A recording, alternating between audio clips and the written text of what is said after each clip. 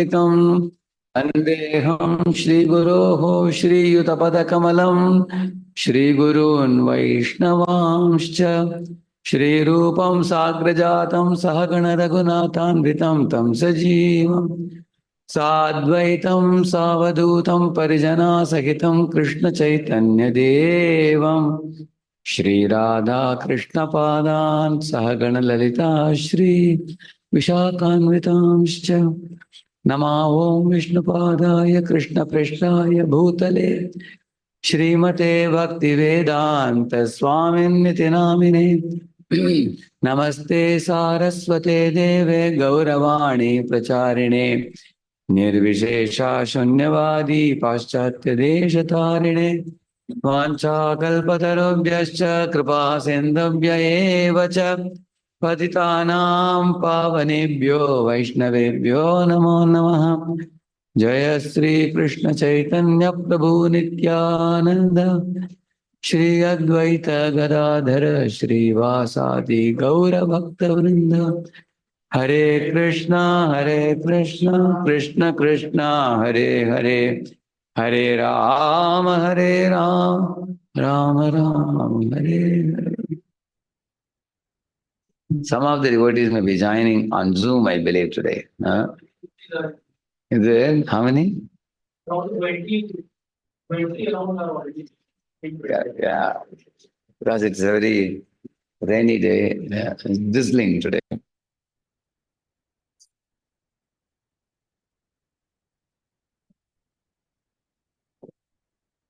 I'm sure they'll be curious about the results. Mostly this meeting and travel both, I think, last two groups, I think. Likely that some of us might have forgotten that presentation a little bit because some time has elapsed. Nevertheless, I have noted the points. We can discuss them. They're very important.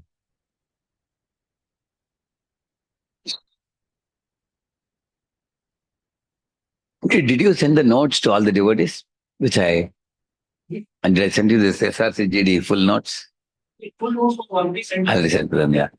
When they read the notes, they will get little more things than what we are briefly discussing here. This is the fourth group, huh? Glad group. Feeling glad upon seeing others' advancement, correct, no?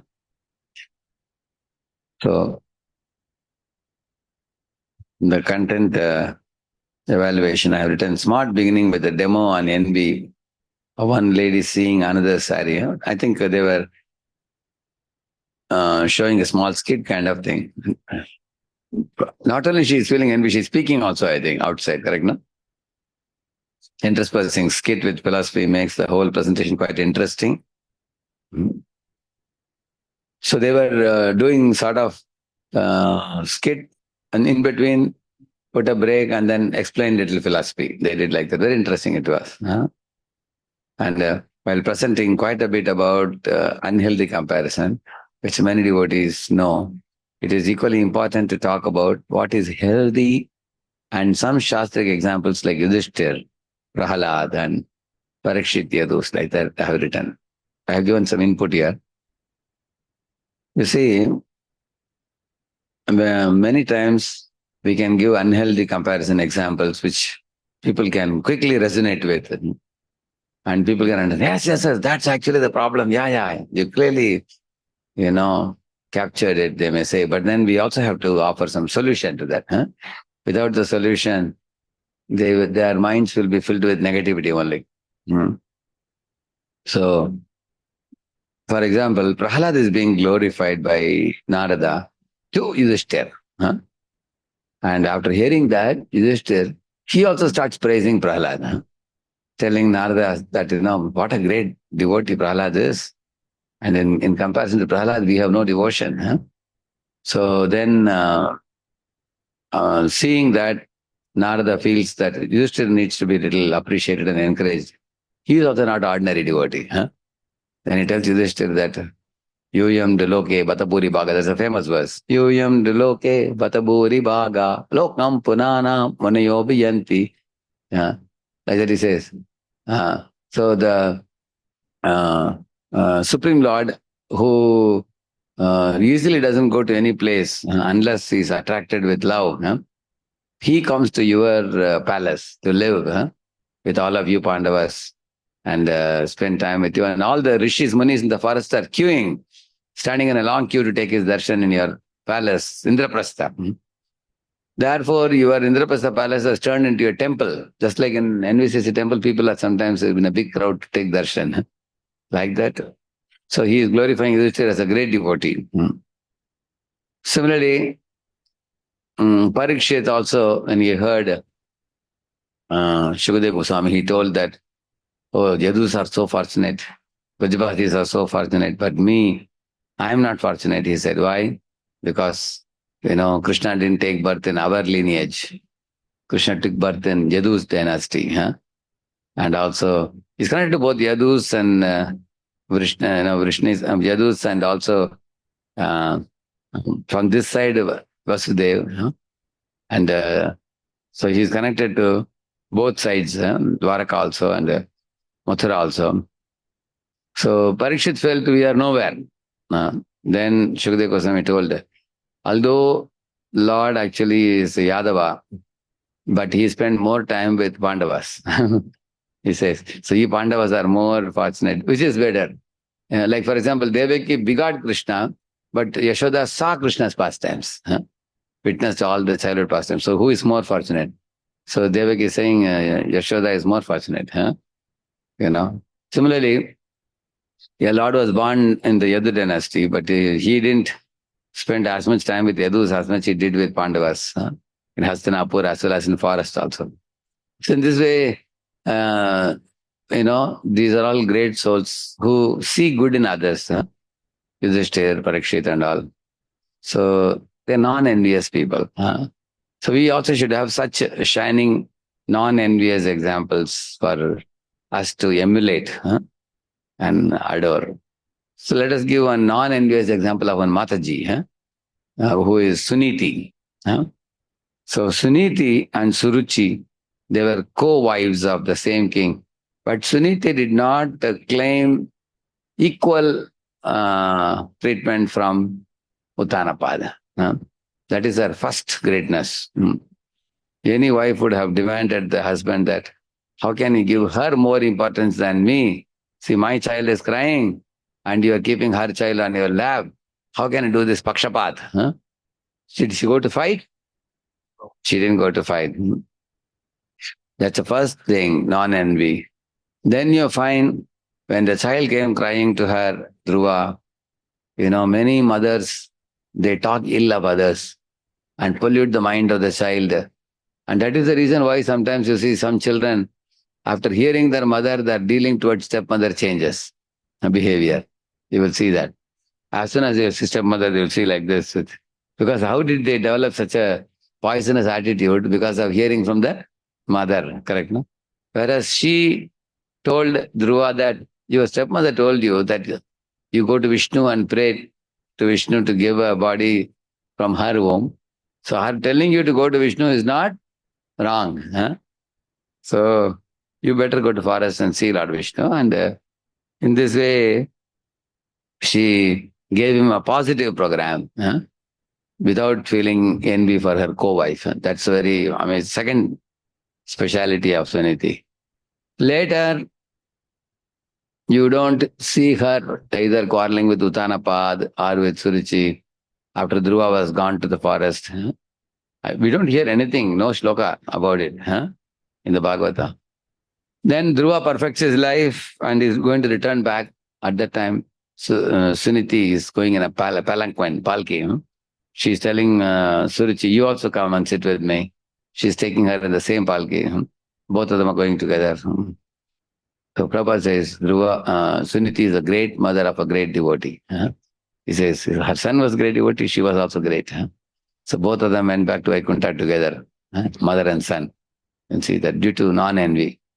Prabhupada says it's very rare to find someone like Suniti, completely non-malicious.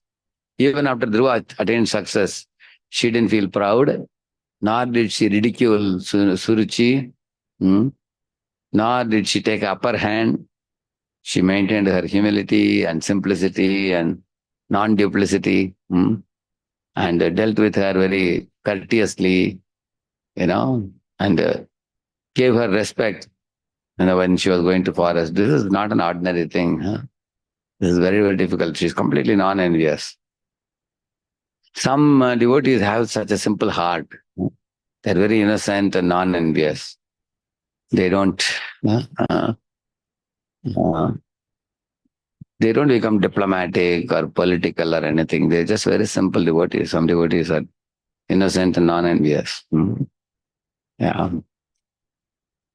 In my travels in West, I found many of the Westerners are very simple. Whatever is there, they just tell in the mouth, frankly. They don't keep anything, not one thing here, one thing here, one thing here, and another thing here. Correct. Now, we say a honey tongue with a heart of poison. We say no. It's not like that. They're very honest and frank, and uh, they're. So that could be one of the reasons why when Prabhupada went, they could relate with Prabhupada and connect and take to Krishna consciousness, develop faith. And of course, Prabhupada says Europeans who went to America, they are actually pious souls who entered America because they wanted a facility where they can do the religious activities without hindrance. When the original intention of entering America was that, but eventually it turned out to be a materialistic country for a period of time. So, of course, in every country you have people who are materialistic and envious. More we are materialistic, the more we become envious. Because Prabhupada says Griha Medi and Grihastha. What the difference is? Medi means like a pole around which the bull goes round and round. That's called Medi, we call it. So Griha Medi means the person is, for him the home is everything.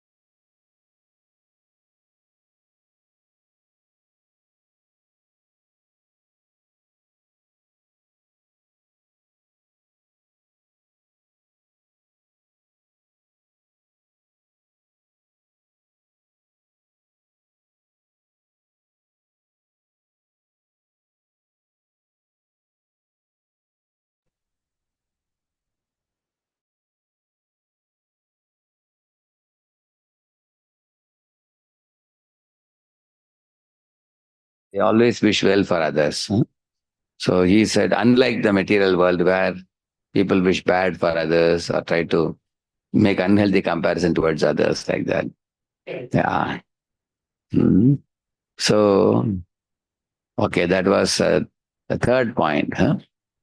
Fourth point, nice and apt shloka quotes like Dharma Projita, Idam Tate Kuhyatamam and all. They quoted nicely. One question. Yeah.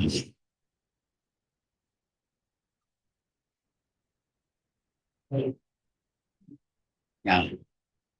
Hare Krishna. So, a certain time when we try to practice a non-envious nature, especially with outsiders, many a time we tend to first not glorify the materialistic situation, and we try to have a neutral opinion. But gradually, in terms of praising them, that how they are doing good, certain time again that materialistic theme may also come in us. So in terms of becoming trying to practice a principle of non-enviousness, certain time materialism may come inside our own heart because we have to associate with them when we are with them. So, how do we tackle while practicing non-enviousness at the same time being rooted in the core Yeah. spiritual aspect? Yeah. One thing is, Prabhupada says in the material world, praise and criticism are same. In the material world, both are envy. Prabhupada says. How criticism is envy, we know, but how praise is also envy. For example, you see your friend has a, costly car, Tesla car. Huh? You only have a Maruti car. Huh? Then he may say, "Oh, even in India you got a Tesla car. Huh? You are a great soul." Huh? Somebody is appreciating. But Prabhupada says, why you are adoring him? Because you also want same car. Yeah. So that's why it's jealousy that somebody has what I want. Therefore, I praise it. Yeah. So that's why it's also one kind of envy only. Yeah. Or you criticize somebody, yeah, he's making a big show off. We all are having Maruti car and he's having a Tesla car. I think he wants to show off to us. That is also criticism. So either criticism or praise in the material platform is both envy. So on the other hand, in the spiritual platform, both criticism, we don't call it criticism or correction, we can say, feedback or correction or appreciation, both can be non-envy. No? Say, for example, when Lord Chaitanya Mahaprabhu was glorifying some Vaishnava in the Mahaprakash Leela, everybody else said, Jai, Jai, they said, correct, no? They're all very happy about it. They saw that Krishna is manifesting through this devotee so nicely. Yeah? Some devotee speaks well, some devotee sings well, some devotee cooks well, some devotee dances well, some devotee distributes books well. Some devotee can make garland well. And so whoever does whatever service well, a devotee thinks that, that Shakti is manifesting in this devotee by Krishna's and Guru's grace. Huh? That means this devotee has attracted the grace of Guru and Krishna. Huh? So he's a wonderful devotee, special devotee. There is one Mahotsaha Prabhu, in America, Atlanta. In one day, he can distribute like 3,000 books. Huh? And that too hand to hand, standing in shopping malls and other things. He's the world number one distributor. Huh? So when we see such good souls expertly doing something, we have to honestly appreciate, rather than try to pick faults with anybody. Like there is one devotee in Mayapur, the Radha Madhav deity, worshipping devotee, tall devotee, he must be worshipping them more than 40 years, 35, 40 years at least. Because I have seen him from 90, 92, 93, I have seen. Daily same person. You all have seen that? Radha Madhav worshipping person. Huh? Mani Mangalarti. Yeah. So I heard that even if he has fever, he still takes a bath and comes and worships the Lord and then goes and take rest afterwards. Very, very dedicated devotee. So one thing that we all, I think, can cultivate is every day at least open your eyes wide open, look around and give some 5 compliments to 5 different devotees like this. So make an effort to give some compliment and appreciation to devotees. Something that you felt in your heart, something nice, don't keep it with you. Give it to the devotee. Huh? Appreciate that. That will become a sanskar for you, habit for you. Huh? Then naturally your mind will tend to go towards something good in others, rather than, and also when you honestly appreciate, that envy goes away. But if you don't appreciate, in your mind you appreciate, that turns into a seed of envy. For example, some devotee did something very wonderful, you appreciated it. But in the mind you appreciated, you didn't go and openly appreciate. Then mind keeps churning it. Hey, how this fellow is doing this well and so many people are appreciating. I am also doing, but nobody is appreciating. Why only that devotee is appreciated? Where is he getting the power from? Is he doing this? And so mind starts churning inside. And then that can gradually turn into a seed of envy. Instead of that, you go straight to the devotee and appreciate the devotee. Yes. Spiritual level. Yeah. The material. The material level also, see, if you're a spiritual person, then even while appreciating a material quality, you can do it with a desire that may this appreciation bring them one step closer to Krishna. Say, for example, one mother and father came and told me that, their daughter got 90 94% in 10th standard. And mother and father are just now coming in. They are running 1 or 2 rounds. And the daughter is not a devotee yet. But they brought the daughter. They said, we came to thank the Lord in the temple. They told daughter to bow down to the Lord and say thank you for the marks. So, of course, I gave them some prasad. And I told the daughter that you're very intelligent, that you got 94%, not a very easy thing. And if you chant Hare Krishna 1 round, you're even more intelligent. Huh? Because Arjuna had a combination of material and spiritual. He did his Swadharma fighting well, but he also was a friend of Krishna. Huh? Similarly, if you want to make God your friend, then you should chant every day 1 round. So then our appreciation was encouraging that girl, and then she immediately said, oh, 1 round I can definitely do now. My 10th is over now. Huh? I can do now. So you can appreciate someone's material qualification and use it as an impetus to bring them closer in spiritual life. You can do that. Then it can be spiritualized. Then we are not just appreciating only the mundane thing, correct? No? Mm-hmm. And then here, yeah. Okay, and then 5th point, His Grace Radhakund Mataji's expertise and His Grace Mahamani Prabhu feeling competition or envy pastime was a very constructive solution and was very inspiring and can motivate devotees to rise above envy. That was a very nice pastime. I think who said that? Shamla Mataji or Dila Mataji said?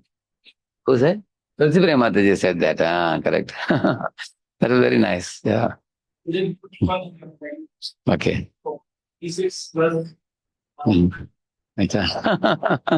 Okay.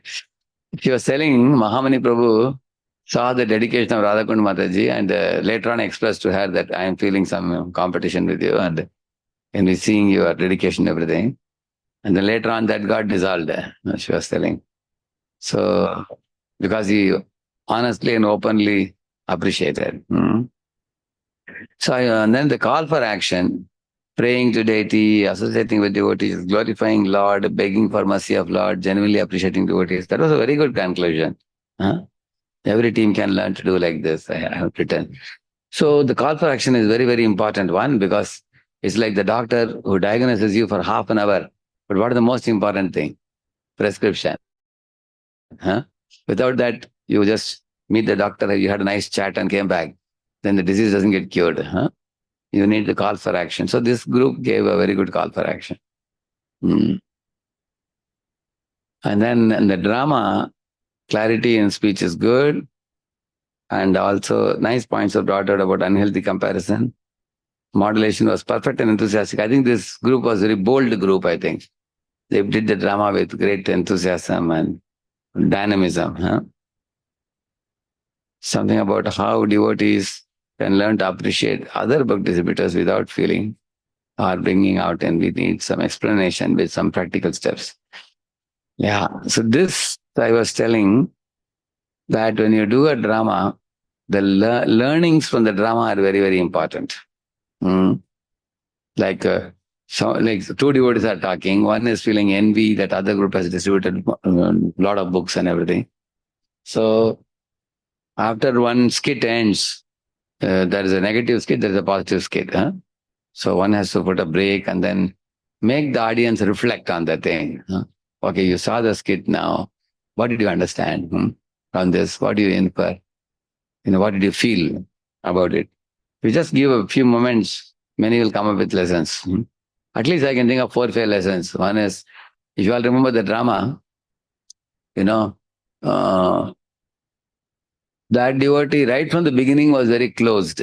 When this fellow was coming and saying, we distributed 2,000 books, immediately like a snake of envy came up. And then he said, distributing books is a great thing, but first you have to, your sadhana should be good, he said. So which means one of the lessons we learned from the drama is, he is coming up with one new excuse to blame them. That's the way the envy works, like multiple hooded Kalia. One hood comes, Krishna puts it down, then another one comes, like that. So he's bringing new excuses to blame the devotees and not appreciate the good work they have done. Finally, they cleared all of it. Then what he said, ठीक है, जो भी हमसे होता है करने वाले तो भगवान है, अब भगवान को क्रेडिट देना चाहिए। अगर हम खुद क्रेडिट लेकर अहंकार बढ़ जाएगा हमारा, you were saying फूंक फूंक कर he was telling, you will just go, correct, no? So that means, this fellow was completely, his nose was cut. It was proven that, they didn't do any mistake. So he couldn't find any fault. Still he said, you are proud, he said. So that was very, very unreasonable mindset it is. A very, very bad mindset. So somebody can say that he's just pointing fingers by giving glib excuses out of envy. That's one thing. Mhm. And another thing we can say about that Rama is, when somebody comes and joyfully tells some great thing that they have done, many Vaishnavas are very innocent like children. They sometimes do something wonderful and they're looking for somebody to share. Not that they want to put you down. Like imagine if some Vaishnava comes and says, oh, do you know I distributed today 200 books? Then immediately he asks, so you mean to say I'm lazy, just sleeping here, not doing anything? You say, Prabhuji, I never said that. I am only telling you, I had gone out with Prabhupada's books today. So many books went today because we went to one temple where some festival is going on. Big crowd was there. We distributed so many books today. I just wanted to share it with somebody. So imagine if it was some other positive devotee, you will say, wow, 200 books in one day. It's a miracle. Great, Prabhu. And that too morning you all went, by afternoon you came back, 200 books. I think Prabhupada will be dancing in ecstasy. Something like that he expected back from us, correct now? So in this drama we find name calling and blaming and criticizing and putting down, discouraging. So those habits are very dangerous and bad habits. We should actually learn from the drama what not to do. Yeah. For others, it's okay. Like if they're sharing their good things, we should appreciate. But like I myself have this habit of always sharing, and sometimes I feel good or not good to share, because sometimes it looks like, okay, I'm looking for appreciation.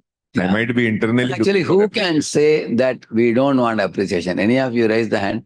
You don't look for any appreciation from anybody. You will, your mind is always resonating with Ashlishyava, Padaratam, Pinashtumam. Is there anybody here like that? Think about it. One time I went to my spiritual master and asked him, Maharaj, the ultimate verse of the Shikshashtaka is what? Ashlishyava, Padaratam. But I have never seen you quoting in your lectures that verse. You always quote Trinada Peshanishana. Maharaj said, yes, what you're saying is true, he said. Because people are not ready for Trinadapi only now. If I quote Ashri Shava, they'll faint only. He said, that is too big expectation. So let them begin with Trinadapi Peshanishana, he was telling. So it is a fact that the Jiva has expectation from others that some reciprocation should come. That is expectation. I'll tell you one simple thing. You write a mail to somebody, you don't get reply at all. 3 months pass, you didn't get reply. In your mind, you will automatically decode that this fellow has not seen my mail. But even if the other person has seen the mail, but after having seen the mail also, some people don't reply because they're thinking about it. So what can they do? They can reply back saying that, hacham, dot, dot, dot. That much if they put. That means they are thinking, acknowledging that I've seen your mail, I'm thinking about it, I'll tell you. Even that will give you some satisfaction. Like when I read to my spiritual master, recently I glorified one of his lectures, which he had given, and I wrote all the points, some 8-10 points I wrote. These points you spoke in Kolhapur. I wrote all those points, appreciated. And then I asked about initiation also, when is the possibility of initiation in Pune, and all that. So, and I saw the name Radhanath Swami in my box. Immediately I went and opened it because he has replied. I thought, what is the reply? Only one hand was like this. That much only has put, nothing else. But at least even that small gesture gave me a lot of happiness. That means he has read the mail. At least one symbol he has put. Correct, no? Get happiness. Similarly, sometimes people ask me 5, 6 questions or something, and I have written elaborate answers. And then after that, they don't even respond saying the rest of the answers are fitting. I got some this thing. So some people actually are non-responsive. Correct, no? So in our life, we definitely expect, some pat on the back. And that's one of the reason why we go and report also. Anybody, why do we report? Because when we report, they will see the report and say, wow, you have done this. It's such a wonderful thing. It is such a difficult thing you did. Then we feel that, okay, because we cannot get reciprocation from Krishna directly so easily. Between us and Krishna, we need somebody who can. Actually, there are people, even if I give them some feedback also, till they feel very happy. I asked, why are you happy after getting feedback? They said, Prabhuji, at least you give feedback. Nobody gives that also nowadays. Everybody is super busy. Even giving a feedback that means you have read what I have sent. Correct? You have read and also you are giving some comments to modify it. So I am as happy as you have appreciated me because you have read what I am doing. So many people nowadays in our movement are starving for some senior attention where somebody will overlook what they are doing and say you are doing right, you are doing wrong, you have to modify it like this or give suggestions. Hmm. There are some people who say, I don't want to mention names. There's one Maharaj, anything you send a long mail, he will say, sounds good. That's all you write, 1 or 2 words only. And he'll say, great, with one exclamation. That's all. Now I will ask, what is great? Which one is great? I send many things. This is great or that is great? What is it? So, it's not wrong to expect appreciation because the soul in his original nature also has a tendency to not only love Krishna, but also receive love back, receive reciprocation back from Krishna also. It is there. We actually want fulfillment. We don't want pampering. But when fulfillment is not happening in the heart, then you want pampering. Pampering is condemnable, not very good. Because when you are not pampered, you become depressed. Whereas the fulfillment comes from seeing the beloved satisfied with what we are making an effort to do.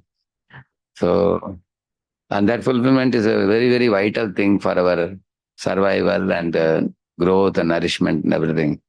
We need that fulfillment.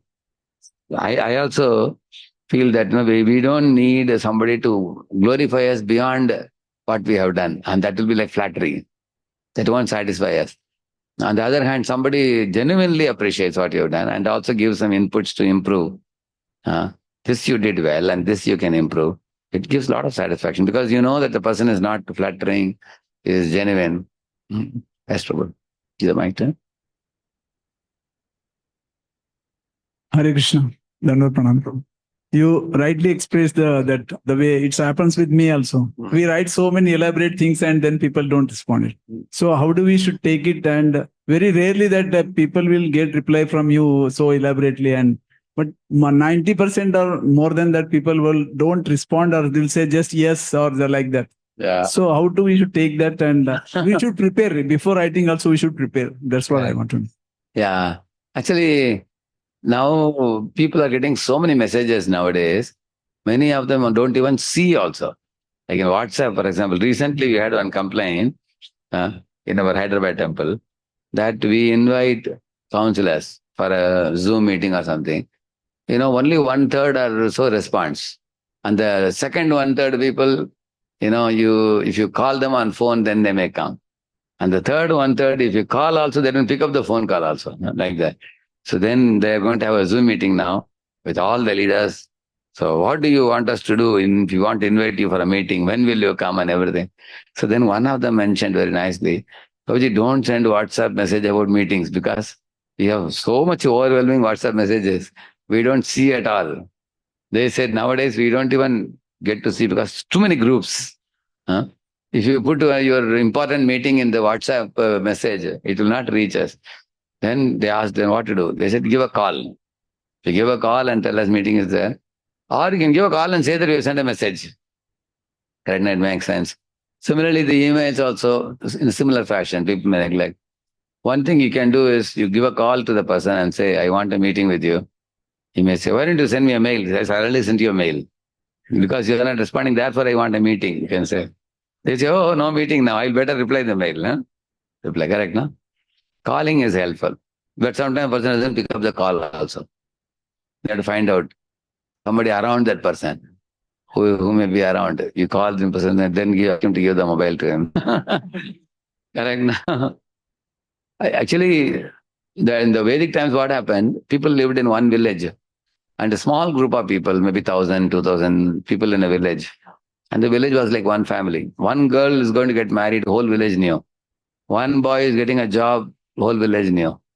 Somebody is starting some new business, whole village knew like that.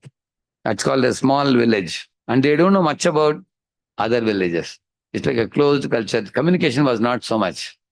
But now with the modern day Wi-Fi, internet, devices and everything, it's called as global village. The whole globe has become one village. Everybody is connecting with everybody else. So 8 billion population. So it's like a memory overflow. We cannot handle. Too many people are connected. Too many people are connected to us, and we are not able to respond to everybody. We have a human limit, no? We have a human limit also. Like now gurus, for example, they have 20,000, 30,000 disciples. How can they respond to everybody if they write? It's very humanly impossible it is.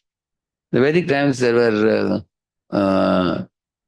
villages where Guru Mata and Guru were living. So in that village, they will never leave, like Sandipani Muni.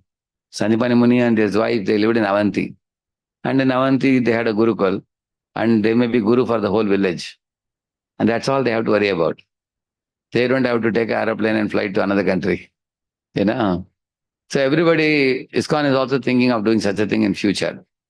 Your guru will live in your own local place only. Like, for example, some grihastha becomes a guru. They'll take it. Just like counseling groups, like that. They are Shiksha Gurus only, that sense. Correct, no? If one counselor can give shelter to 200, 300 people, and also they're going to set the upper limit now for number of disciples. They can't exceed 300, I think, something like that. Yeah. Why? If you allow them to take too many disciples, then again the same problem. They can't give time. Correct, no? So the reciprocation, if it comes from the guru above, then people are very satisfied. Then they can go on and on. We need that. Pat on the back. Everybody needs that. Somebody may say, no, only small children need that. No. If you are very grown up, you also want at that level, or you want them to give you challenges. You want them to give you some adventurous services. Or you want them to do something like a Herculean task and then show you that they are capable of it. Or they want you to share something, what you are doing at your level. Then these are all considered as giving dignity at their level. Grown-up people. So the expectation of a kid is different. Expectation of a little senior is different. Expectation of very grown-up devotees is much different. Like we have in Pune, people like Karnataka Prabhu, our Mansundar Prabhu and all, they are all coming up with their projects. They are going to start a temple and run the temple also. So similarly in the counselors also, Jayadevpur Satil Maharji, people like that, they are all grown-up people. They have begotten children, raised children, got them married, and they have guided 200-300 people. Correct, Jana Mataji and people like that. Grown up. Now, how can somebody appreciate them in their level? But even they call me. I get regular calls, Jaydev Prabhu and our Jana Mataji. Every bit of their activity they will tell me. Now you may say, Jana Mataji, she is so, senior. She is the mother of all mothers in Pune. But she will always tell me that, Prabhuji, I am reporting to you because our spiritual master is very senior, very busy. But I want to tell you what all I am doing, and if you want me to modify something, I will do it, she will say. So when I know, naturally, when I go to different classes, I speak about her activities. And the others get very inspired. Oh, Jana Mataji, even in this age, she's doing so much. She's having so many classes in a week. 5-6 classes she's taking in a week. So for people like me to know what others are doing is good, because I can spread the good word around. And I see Shankar Pandit and his good wife, they send me long, beautiful report with photos and Google Drive, videos and everything. So when I see that with their permission, sometimes I circulate to other leaders. So some leaders will tell me, Prabhuji, you always send me good activities of other people. What about my activities? Somebody asked. I said, I send your activity to them. Oh, that you never told me that you are saying. Then he said, I thought you are appreciating them more than me. Huh? He said, then I told him, no, I appreciate your activity, but I also want to tell you that you have something to learn from others also. I do that a lot. I get things from here and connect here. Hmm. Like that. I connect preachers also, like girls preachers, Lekha Mataji. I connected you to Kushi Mataji, right? So there are people like that. Now she has friend in Kanpur. She is here now, but they both are connecting and replying. Similar Hyderabad girls preachers, many of them are connected to Pune girls preachers now. And they came here also for Yatra also. So this is one of my greatest joys to connect the preachers in different parts of the world. To be preachers in other places. And then they both develop great reverence for each other. They travel geographically to their locations, see what others are doing. And then there is one Bindu Mataji in Bhubaneswar. Huh? She's a big preacher. Huh? She has a lot of Matajis, preachers, and she's a train the trainer kind of lady. So when I came to Pune, I was speaking what I saw in Bhubaneswar, what they are doing. Then in this way, our movement will get stronger and stronger by devotees seeing each other, good in each other, appreciating each other rather than feel envy. So, like we have one program called ISKCON Leads, we call it. I Leads, we call it. So in that program, we take about 45 brahmachari leaders of ISKCON, generally, mostly brahmacharis, 1 or 2 grasta men. In that program, people like Amogilla Prabhu came, Sundar Gopal Prabhu came, people like that, many senior people also, presidents and vice presidents of the temples, that level people, and also department heads in those days we were taking. So these are all from different temples. From every temple we take 3, 3, 4, 4 only we take. Imagine 45 means how many? Almost like 10 temples. Then all of them become thick friends. They are all from different parts of India. They come together, stay in NVCC. Every day they have 8 hours association with each other. They attend classes. They do almost 15 courses they do in 45 days. In those days we had 45 plus 45, 90 days we had. It was a little longer. Then we made it 60 days now. 30 plus 30 days, 2 times sitting. So Vamshivardhan Prabhu, me, and as well as Bhakti Prabhupada Bhagavat Maharaj, we 3 are a committee. So I am the chairman of the committee and Vamshivardhan Prabhu is the secretary. And Maharaj is the director. So we have been running this since 2014 or so, 2012 or so. One of the goals of this ISKCON Leads group is to bring leaders from different parts of India and create a strong lateral association of devotees from different temples. So now Antardip Prabhu can go to so many temples. He knows devotees, just makes a phone call and goes there because they know each other well now. In this way, if all temples can do for congregations also, and Matajis also, if they do that, our India will become very strongly connected by that. And our students may go to another city. You just give a call and tell him, Prabhuji, please take care of that boy. You can say easily. Correct, no? And you also get appreciation from peers. Now these devotees are sending to each other. What this fellow is doing is sending to him and what he is doing is sending to him like that. They get peer association and peer encouragement also. Actually, peer encouragement is bigger encouragement actually. Like Gaurang Prabhu appreciates what I am doing and I appreciate what Gaurang Prabhu is doing. That is very big, because to get appreciation from peer is not very easy because peer is very frank. He will say, what's the big thing in this? Can I ask? Correct, no? But if a peer is honestly appreciating, you feel even more joy.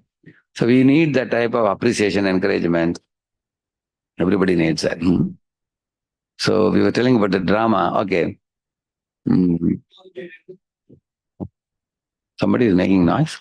Something about how devotees can learn to appreciate other participants without feeling or thinking or 10 minutes some practical tips.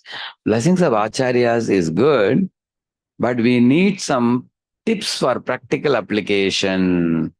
It is not enough to say the danger of envy. Of course, gratitude and association with non-envious devotees was given as a solution. See, 2 solutions they gave. One was that we cannot become free from envy without blessings of acharyas. But the problem is what? When you say blessings of acharyas, you are tying the hands and legs of the individual. You are saying, blessing aayega to aayega, nahi aayega to, you are going to be envious only. Is it very helpful? That's not very helpful. So we have to give some empowering, practical solutions.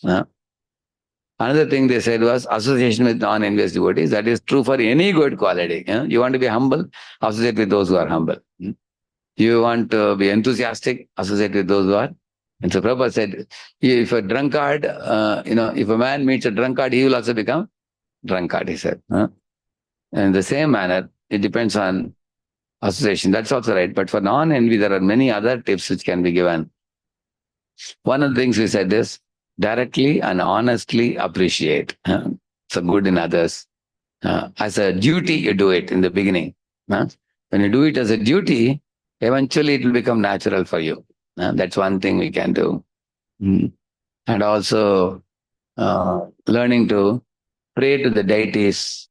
Amar jivan sada paperat nahi ko punyera lesha parere vadvega diyachi ekata diyachi jivera klesha. So in that song he says, Himsa Garva Vibhushana, he's saying.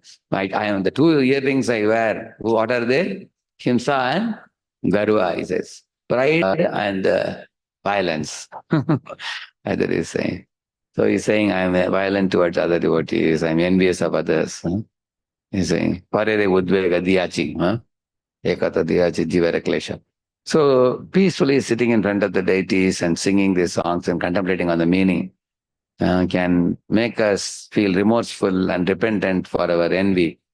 And that actually can dissolve the envy by when we have the tears of repentance. It can dissolve the envy. So that is also a solution. That means opening our heart to the Lord. And also some devotees are they have very thick relationship with their counselors. They go to the counselor and openly say, I am feeling a terrible envy for that devotee. I have one counselee. He used to come to my room and speak sometime 15 or 20 minutes. He will speak to me. So this fellow will openly tell me, Prabhuji, I am feeling very much envy for that devotee. This is too much. It's becoming too much now. I can't tolerate it now. And this devotee is, the more I get to know him, the more I know that he's a more and more wonderful devotee. And the more I hear of his new wonderful sides, I'm becoming more envious. So he'll come and tell me. Then I told him, you go and learn this from the devotee, learn from the devotee. So, but later on he told me, the more I come and tell you, my envy is dissolved. The more I open my heart and express my problem, and then I told him, when he went to the devotee and actually appreciated him, gradually the envy went away over a period of time. So, revealing mind in confidence to a superior, honestly, it's not very easy for people to admit that I'm feeling envy. We may say that I had one drama, I'll check whether it's in Hindi drama. Let us check.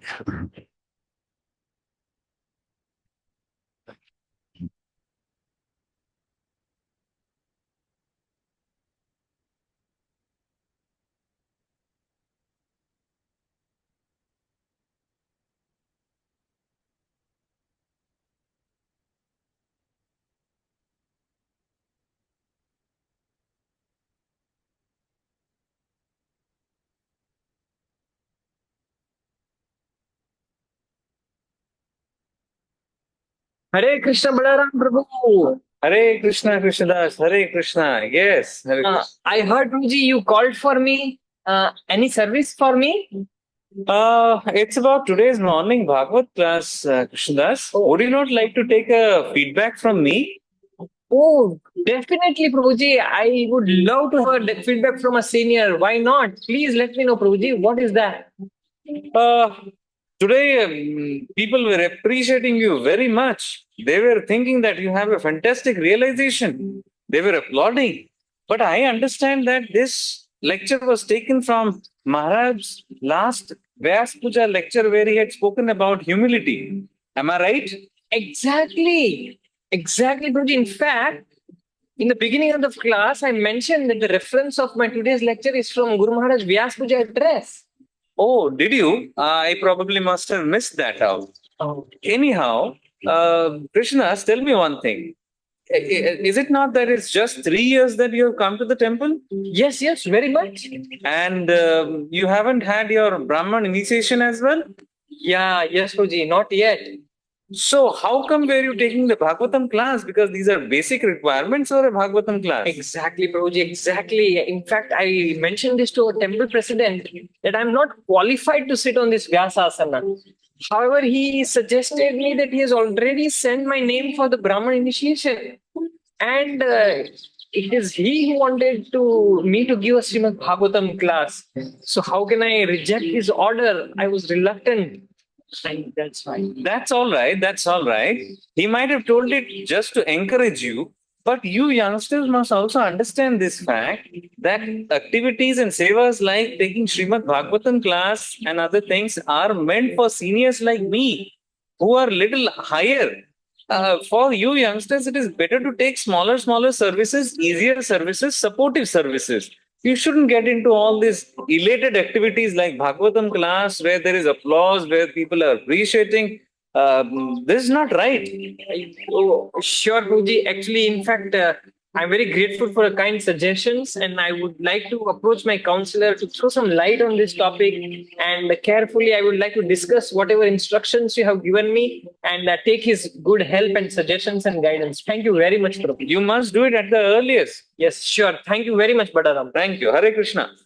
So what did you learn from this? See, that fellow, other fellow, the garden who is meeting him, the white fellow is a junior devotee, correct, no?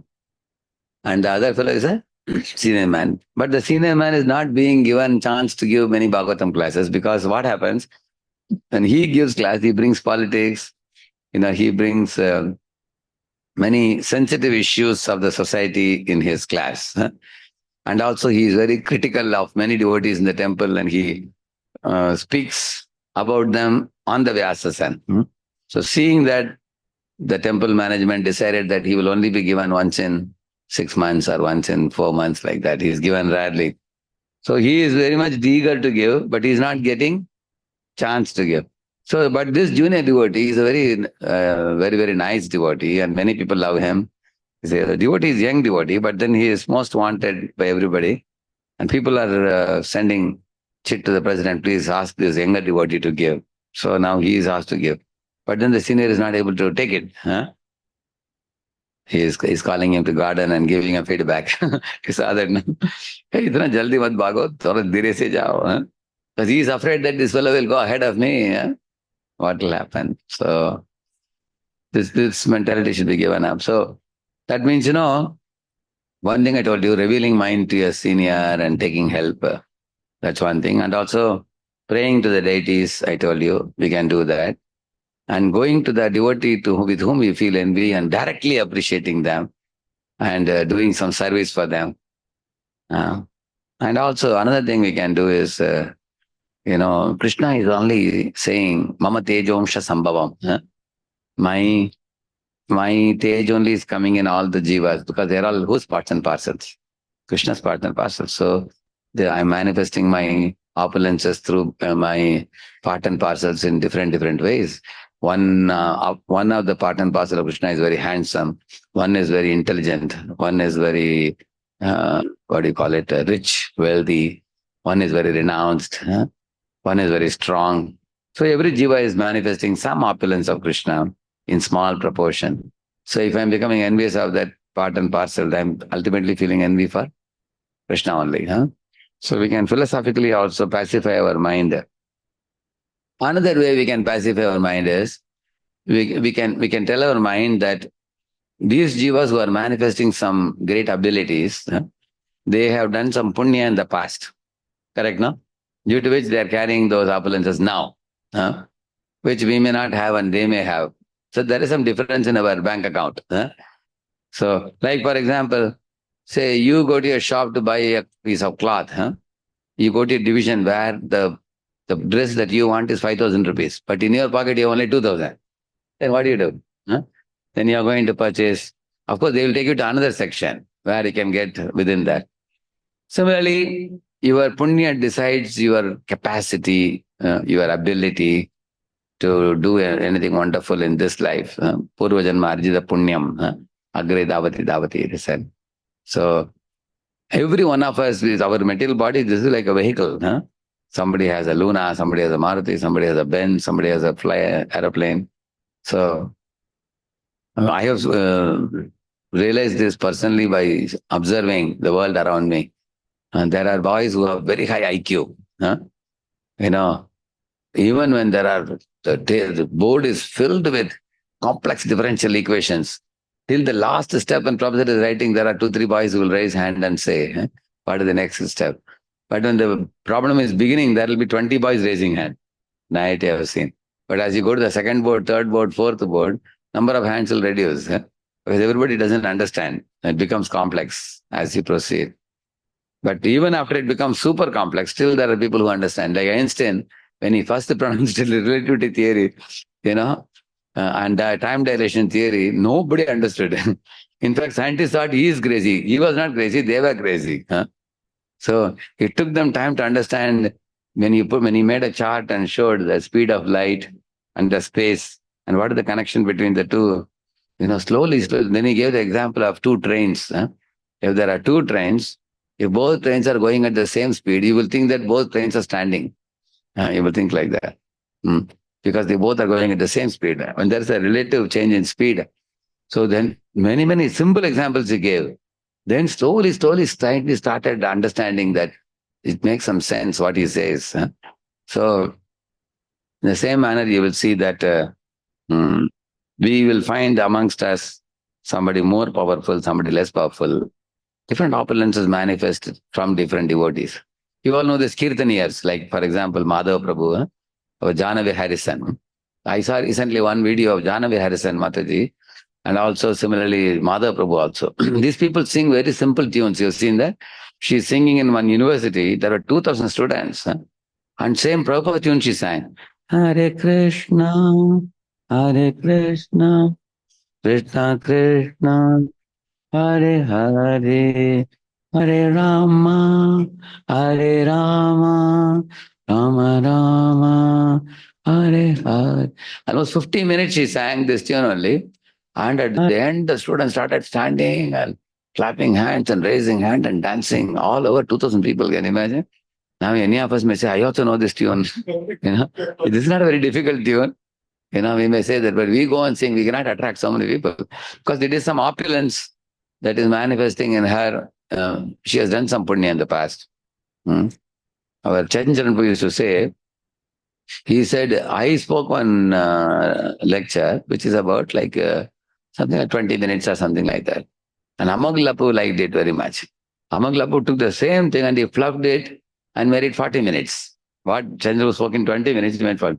And that got 40K. He said, this doesn't have even 4K also. He said, this is only 400, 500 people watched here. And that 40,000 people have watched it. So once he was joking when we were all talking, he was telling, because everybody has, what do you call it? Some kind of punya that they're carrying. Like you say one thing, another person says the same thing. You see the number of viewers is so different because somebody is carrying that punya. The fame is also one type of opulence. It's one of the opulences. So once you understand this law of karma, because this person has fame potency, this person can, easily become popular even for a small thing. But on the other hand, somebody lacks that fame potency. He may have some other potency. So he may have the Vakchaturyam, or he may have strength, he may have money and things like that. Different people, different opulences. Like Prabhupada says about this Modi, Xerox, this Modi company, he had at one time, more than, 50,000 people working under him. And this fellow was an Anguta chap. He doesn't know to put his signature also. Some of the business people will tell somebody, hey, can you put signature on my behalf? You've seen that? They do that. He's such a person. And he has 50,000 people working under him in Ahmedabad, Prabhupada says. And there is one PhD fellow who has done PhD in chemistry, and no company is ready to give him job. They are saying you are overqualified. Because if we take you tomorrow, you may leave and go for another job. So this fellow started a soap company and he's going in cycle to deliver soaps to shops. Who? This PhD fellow, proposing after PhD, he is having a small soap manufacturing unit, making at home and selling soaps. And this fellow is illiterate and he is, 50,000 people working under him at his beck and call, listening. So Prabhupada is talking about the fate. The fate actually that we all undergo is actually coming as a result of our past actions. Once we know this, then the PhD fellow cannot feel envy for Modi, correct now? Because he can know he has done something for which he is getting the fruits now, correct now? We are all in the receiving end and also creating karma, both. We are receiving the previous life good and bad actions right now. And right now, whatever actions you are doing, further fruits will come later. Yeah, you have a question? Please give the mic to her. Yeah. The mic is coming to you. Yeah. Mic is coming. Actually, and these problems are because of anarthas only. So, Adoshraddha, Sadhu Sangha, Bhajan, Kriya, Anartha Nivritti. It goes anartha. And with, but how, and it is said that Anartha Nivritti takes a lot of time. Correct. But then how to, and that also we know, like Krishna consciousness is a sense of consciousness, and internal progress, purification of heart is more important. Correct. But how to How to be patient in that period of time, how to tolerate and go on with this? Yeah, but how to calculate means ourselves, judge ourselves at how we are really purifying or not. Oh, right. That's very easy. Say, for example, I have a boiled hand. Doctor has given me some ointment to put. I applied ointment. How do I know it is getting cured? If somebody comes and presses, I will know. As soon as I press, if I say that means it's not yet, you're correct, no? Similarly, we can see that like one fellow went to a doctor and said, doctor, I get angry for even small things. Can you give me some medicine? He asked. Doctor said, okay, tell me, with who all you become angry? Tell me. He said, who are you to ask me that? Like that he asked. Then the doctor understood, okay, now I don't need answer. You become angry with whom? Everybody. So that means the doctor understood the level of his anger from that one question. The same manner, our test of humility, test of tolerance, test of patience, test of respectful behavior, all these things are very easy from the way we react to the situations. That's why Krishna started talking about Siddha Prajna. The second, Dukkeshu Anudignamana, Sukheshu Vigata Spriha, Vita Raga Baya Krodha Sitadir Muni Ruchate, Na Prakrishya Priyam Prapya, Na Udvijay Prapya Priyam, Tirabuddhira Sammodo, Brahmavid Brahmani. So these verses make it very clear. Dukkeshu Anudignamana. That means in suffering, he doesn't become agitated. Sukheshu Vigata Spriha. When he gets success also, he just smiles it off. He doesn't take it too seriously. And then Vita means without. Raga, Baya, Krodha. He doesn't have any serious mental attachments, fears and anger. Gives up these things and he is equipoised and balanced in all the ups and downs that come in the life, which the world throws. The world is a place of uncertainty and uncontrollable nature. So how we deal, others need not give a certificate. We ourselves know it also. When situations come in our life, whether we erupt or whether we respond or we react, correct, no? To the situation. Somebody says, I am foolish. So how do I respond to that? Do I react to that or I respond to that? So somebody may be affectionate to me. Somebody may be insulting me. How we respond, that's one thing he says. So in this way, when we are talking about the anarthas, which cause envy, but one interesting thing I'll tell you, feeling a competitive nature with others is necessarily not an anartha. I'll tell you why. Prabhupada says even in spiritual world, the gopis also feel competition. They say, oh, this gopi has made such a beautiful garland. And the divine couple loved it. They openly appreciated it. So I also want to go to this gopi and become her assistant. And I want to learn from her how to make garland. So that tomorrow I will also make a very wonderful garland which will be appreciated by the divine couple. Like that one feels even in spiritual world. So Prabhupada says that the gopis also have competitive nature. At the same time, their competition is not to condemn others. That's the main difference. They never condemn another gopi. Oh, She has become more popular than me. I will pull her leg down. Like that, they don't think. They think, oh, she did such a wonderful service. Maybe I should go and learn from her so that I can also do better service. Because the goal is to see the divine couple pleased. With my service, they are little pleased. With her service, they are pleased more. So how I can make this little pleasure into a lot of pleasure for the divine couple? So one goal is to please the divine couple. Another goal is to be willing to become submissive to someone who is better than me and learn from them, adopt their ways and styles, be willing to learn from them. There is this thing comes in the Antarila. Radharani says, if Krishna is not happy with me, swinging me in a swing, I will go to that gopi and I will request her, please swing with Krishna and give him joy, by swinging in the same swing. So which means for her, her intention is to see Krishna happy. If Krishna may be happy through me or through someone else, but my goal is to see Krishna happy. That kind of thing. Similarly, like spiritual master, is looking for somebody. Say, can you call that X Prabhu? He's asking. And my name is Y Prabhu, for example. I go, Maharaj, I am here, Y Prabhu. I can also do the same service. But Guru says, no, you can do. I know that you can do. But I want X only, he says. For example, he says, can X come and play Mridangam for me? He's asking. And I am Y saying, Maharaj, I am Y here. Can I play? He says, no, I want only X. What does that mean? Because X knows how to play properly. Because there are some Mridangam players, when I am singing, I see that they go too much fast. I have to run with their speed. That means they decide my speed in which I have to sing. So on the contrary, other people I know, perfect Mridangam players. So I may prefer somebody. Which means amongst two Mridangam players, X and Y should be ready to go and request X that Prabhu Maharaj wants only you. So you please come for playing Mridangam. You may say, Prabhu, you also know it. Say, no, I know it. But my Mridangam is not as good as yours.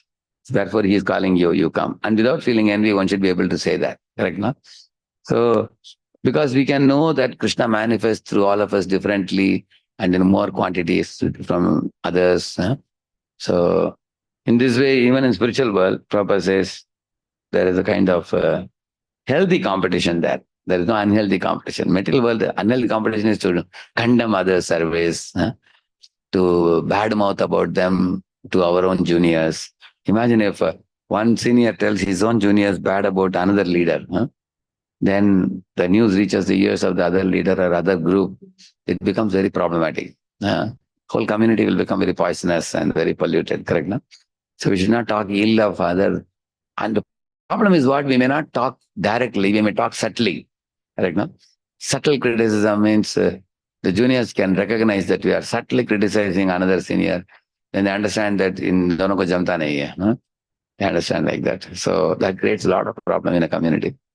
So let the competition be a healthy competition, which means be open to learn from others, be open to promote others in front of you, and also take a back seat if need be.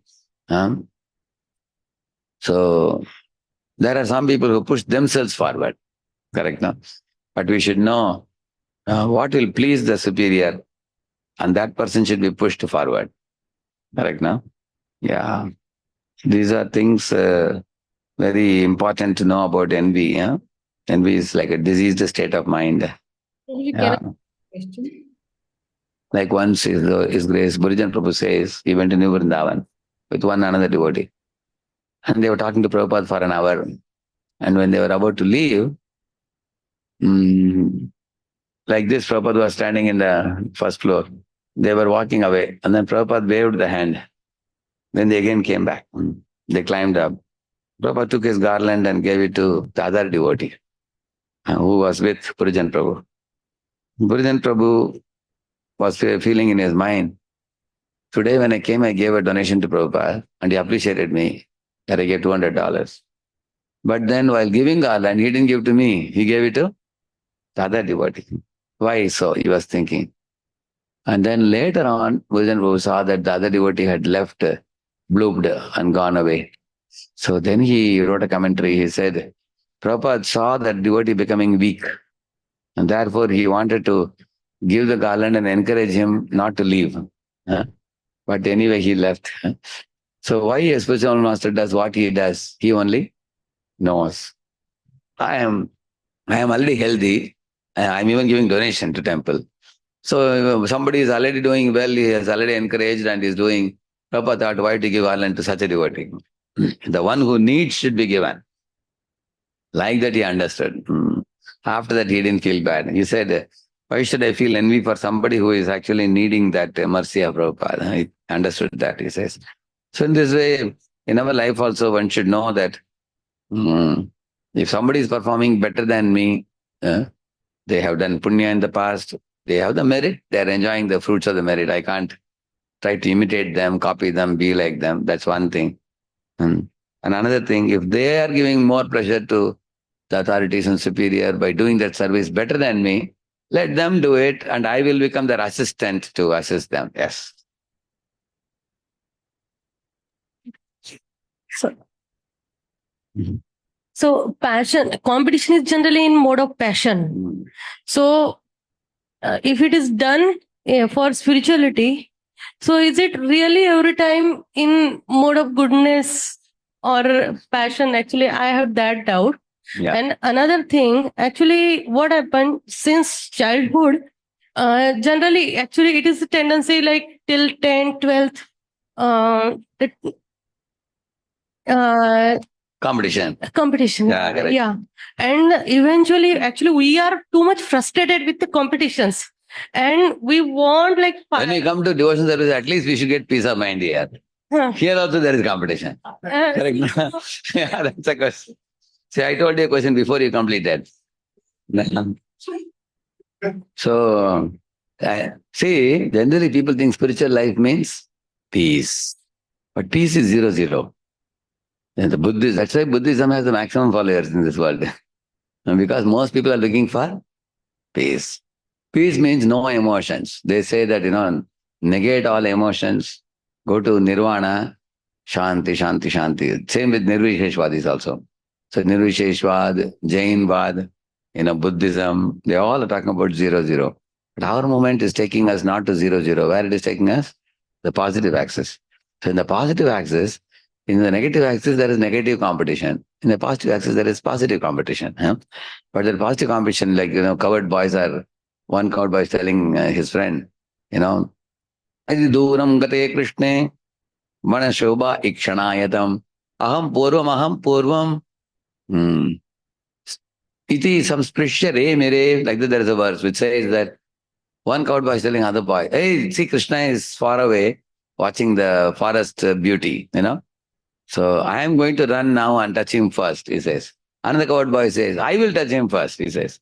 Then they both are running, and then one of them touches Krishna first. The other one says, Jai, he says. And while running also, they are laughing and running. They are not gritting their teeth, which means in that running race, they are inspiring one another to run faster than the other. He says, I will run fast so that you will be inspired to run faster than me.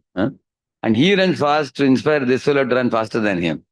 So this A thinks that let B touch Krishna first. And B thinks let A touch Krishna first. So in this way they both run. And finally one of them touches Krishna and Krishna embraces him. The other one says, Jai, what does that mean? That means he feels happy that his friend succeeded. And Krishna, he embraces that Jai-telling devotee also. He embraces that. Because in spiritual world there can be more than one best. In the material world there is only one superlative. Good, better, best. In spiritual world, it starts with best and more best and even more best. So, spiritual world, this kind of small competitions may be there amongst the devotees, but those competitions don't produce heart burning. They should be done in a friendly mode. Prabhupada says, too much competition is not good, Prabhupada writes. But no competition also makes life boring. Life can become boredom when there is no thrill, no challenge, no competition. Then we go to comfort zone and the same old thing again and again we keep doing in the same old way. No innovation, no creativity, no growth, no development, no progress, and repetitive. So it becomes very boring. And too much competition creates panic and heart burning, leg pulling, backbiting, bad mouthing and all that. So we have to be in between where There's a little competition which gives us the impetus to work harder. And like we have this Bhadra Purnimas coming and book marathon. Everybody makes an effort to do something little better than the previous year. Yeah, somebody had a hand up who was asked to. How should we behave so that the people are not envious of us? Because, we should not be envious. But how can you know that others are envious of you? How will you know? We feel that because sometimes we are blessed with certain things by Krishna, and we feel that others may be feeling. One thing is, it's very risky to judge others' mindset. It's very risky. Many times we don't know even our own mind also. Others' mind, we don't have to judge too much. Unless it is coming out in a very ugly way. Somebody is coming and telling you that so-and-so said about you like this, or then only we have to worry. Otherwise, I generally don't pay much attention to others. Even in the morning japa also, I just get into my own chanting. I don't look around who is sleeping and whose mind is wandering, who is facing what situation. Because I heard one very interesting, like a Zen Sutra I learned. What is it? Myopsis Thor. That's, I'll write it for you. What is this Myopsis Thor? Looks like a very great sutra, no? See.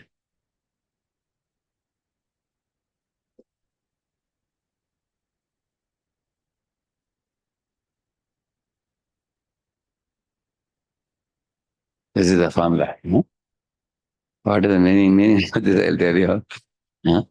Mind your own business, save yourself, then help others reform. This is the sutra. You mind your own, but don't worry about others. Everybody is like a patient. Save yourself. And then help others reform. First you do these two homework. Mind your own business and save yourself. Yeah. Yes. Actually, about the envy, means, or whatever the perception. Actually, I want to share about the perception because being a homeopathy doctor, while our training was going on for post graduation, that time generally we used to take one paper. Means we used to tell the patient to write whatever your complaints, your mind, everything, and then we used to make the problem definition after that.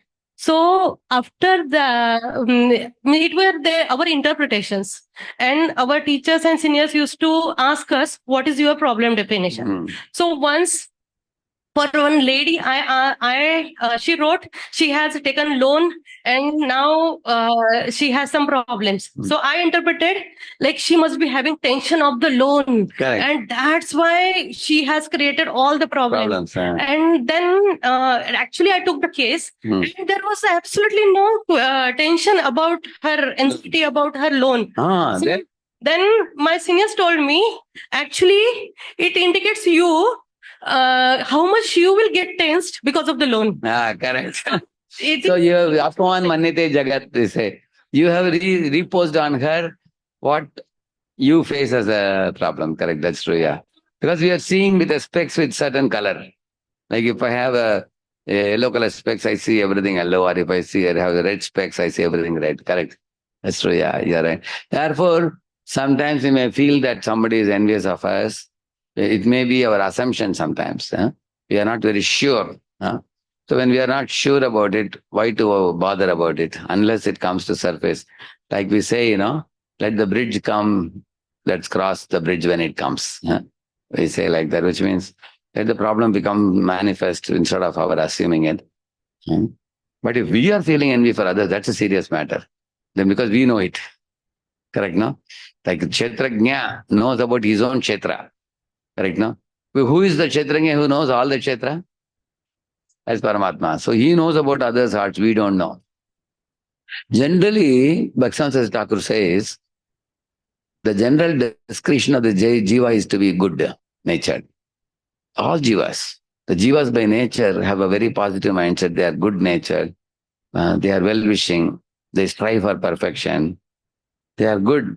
But they become spoiled due to the environmental conditionings, and also somebody, even small child, sometimes if you snatch a toy, like that will shout. Otherwise, he will generally not shout like that. Because of the environment applying some pressure on the child, he behaves like that. Otherwise, he will be smiling beautifully. You will see that. So similarly, people also, the circumstantially, people exhibit bad qualities. So if I assume that all people around me are good-natured people, then our mind is pretty peaceful. But if I think all people around me are competing with me and I have to prove to them and prove to the world who I am and, show them who they are and I'm better than them, then the world becomes a very complex place for us. Correct, no? Yeah. Yeah. Give the mic to her. Line Prabhuji question. Prabhuji, Dandavat Pranam. So as you said about the competition thing, and you gave an example of Gopas running together and laughing. Correct. So if in case like as a student, if I apply that same theory in my material life, wouldn't it be a loss to me because my peers might not be thinking that?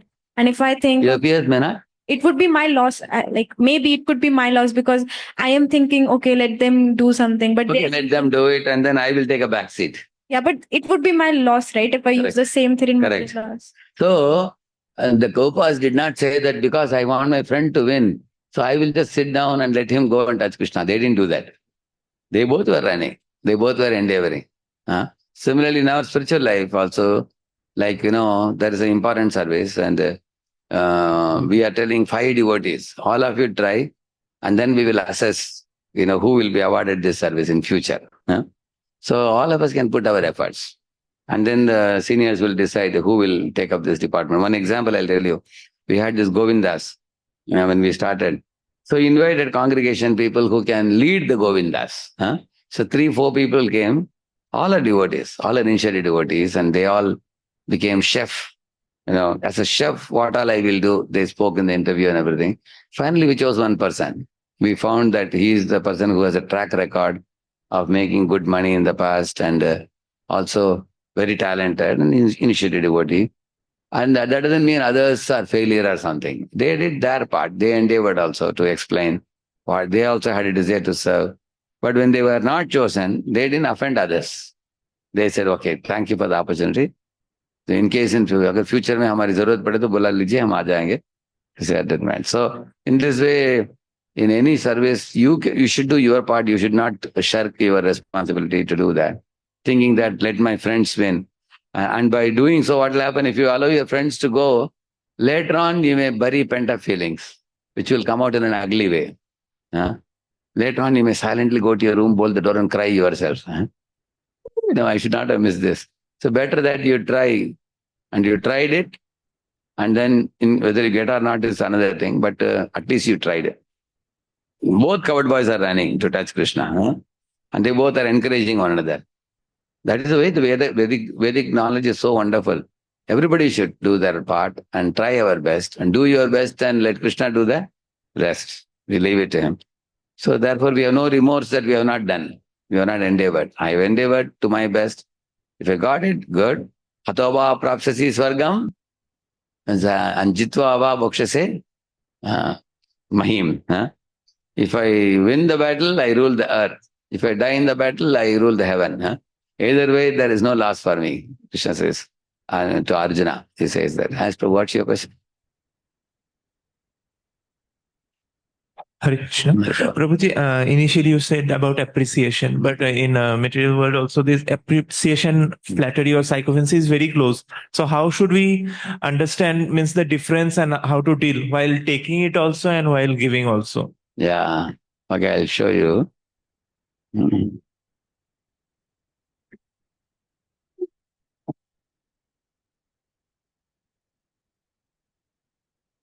This is about Prithu Maharaj. See, when Prithu Maharaj ascended the throne, all the great souls, Brahma, here you see Kubera, Varuna, they're all giving him different gifts, correct, no?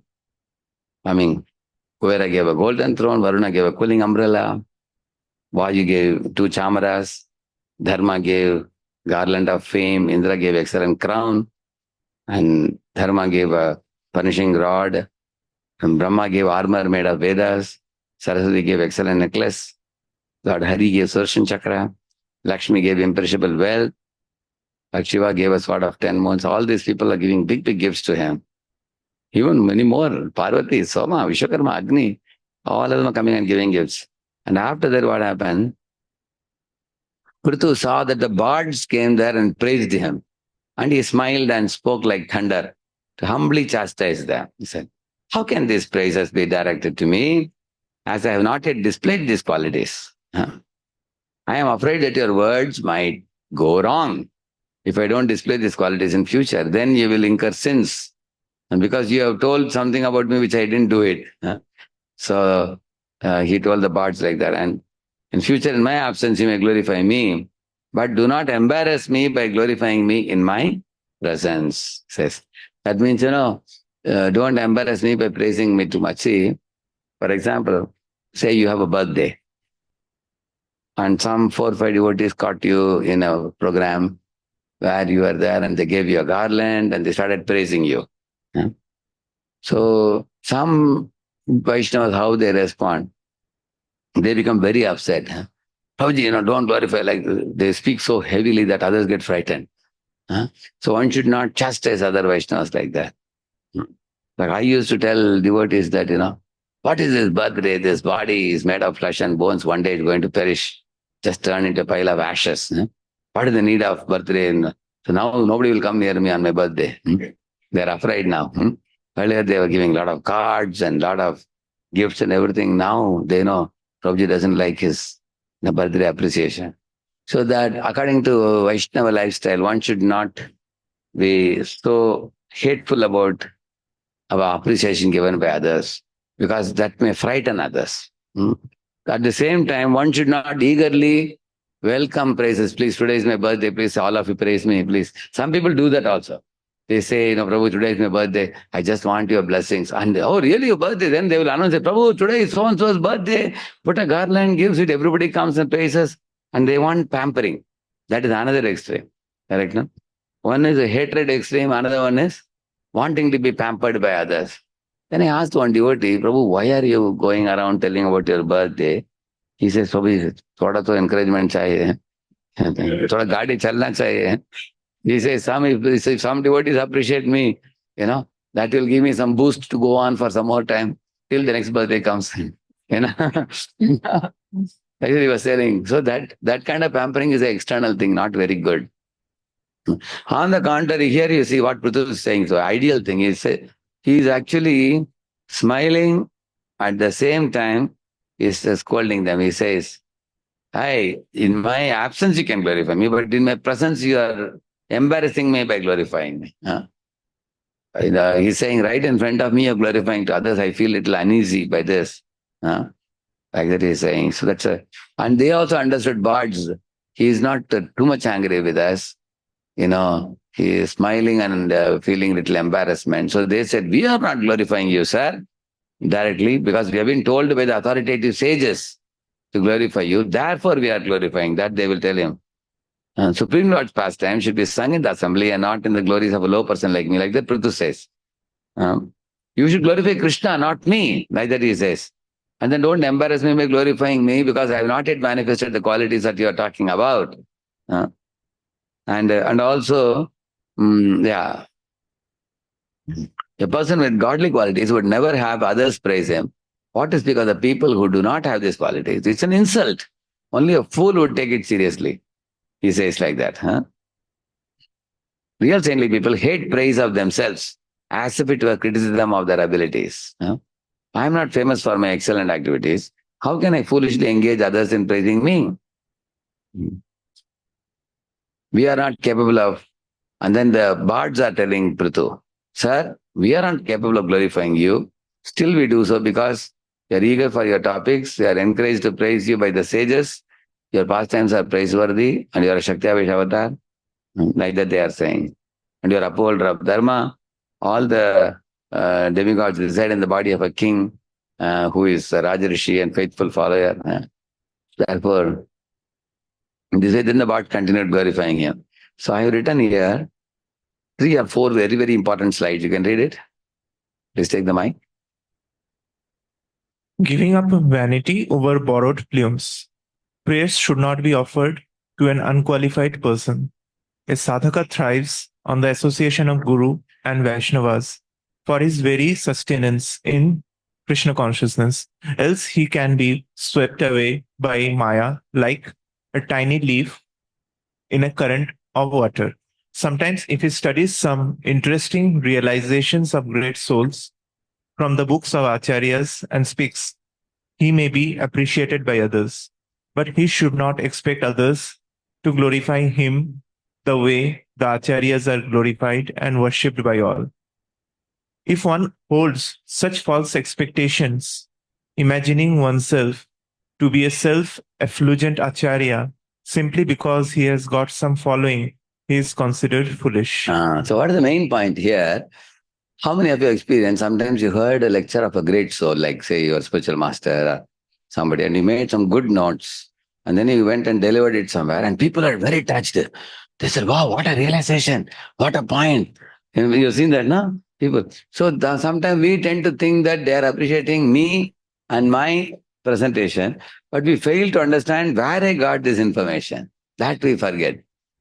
So if I forget where I got this notes from, then I may tend to take all the glory to myself. Is that good? Very dangerous. Therefore, we say all glories to assembled devotees. All glories.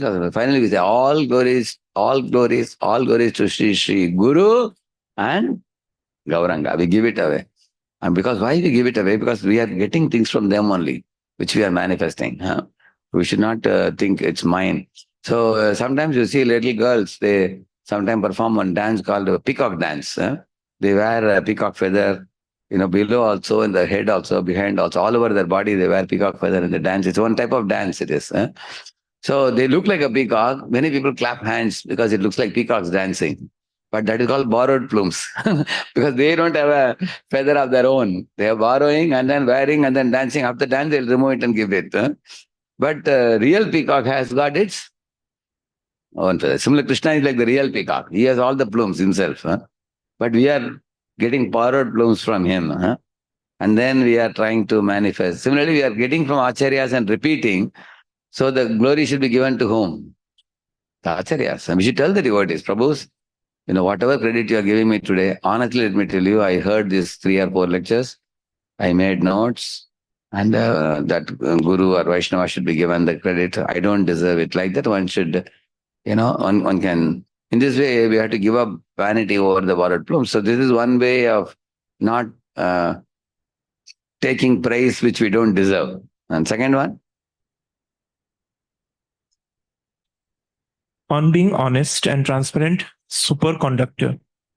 If a man who does not factually possess the attributes of a great personality engages his followers in praising him with the expectation that such attributes will develop in the future, that sort of praise is actually an insult. Srimad Bhagavatam 4.15.23. Sometimes a sadhaka finds a group of newly arrived devotees profusely appreciating him as a pure devotee because they brought them to Kesi by him. Kesi is what? Krishna consciousness. Yeah, yeah. On their part, they are seeing the mercy of Krishna manifesting through the sadhaka. But if sadhaka thinks, I am the source of their Krishna consciousness, and if he allows his followers to glorify and worship him, that is actually an insult. Because a sadhaka should transfer all glories given to him to his guru and Krishna, like tax collector submits all tax collected to the government. Correct, no? So, even in counselor system, sometimes the counselees have too much reverence and appreciation and respect for the counselor. And they feel very great affection also, like children feeling for the parents. So owing to this, sometimes the counselees tend to glorify the counselor as somebody more than what they are in their spiritual stature. So if they are introducing someone as, today we have a pure devotee, who is going to give us a lecture, we have to clarify, Prabhu, I'm not a pure devotee. I am trying to becoming a purified devotee. I'm still getting purifications. And I am undergoing purification. I am not a pure devotee. We should clarify that. Similarly, sometimes on like one time we got a news that in one of the counselor groups, people were offering lotus petals at the feet of a counselor and gave very costly gifts to the counselor, and the whole program went for 4 hours of glorifying the counselor. It was like a mini Vyas Puja and things like that. So later on we found out it was not so big as it was portrayed it to be. But it was a little carelessness on the part of the counselor to let the counselees do a program like somewhat like a Vyas Puja type of program. Vyas Puja programs are actually reserved for the spiritual master.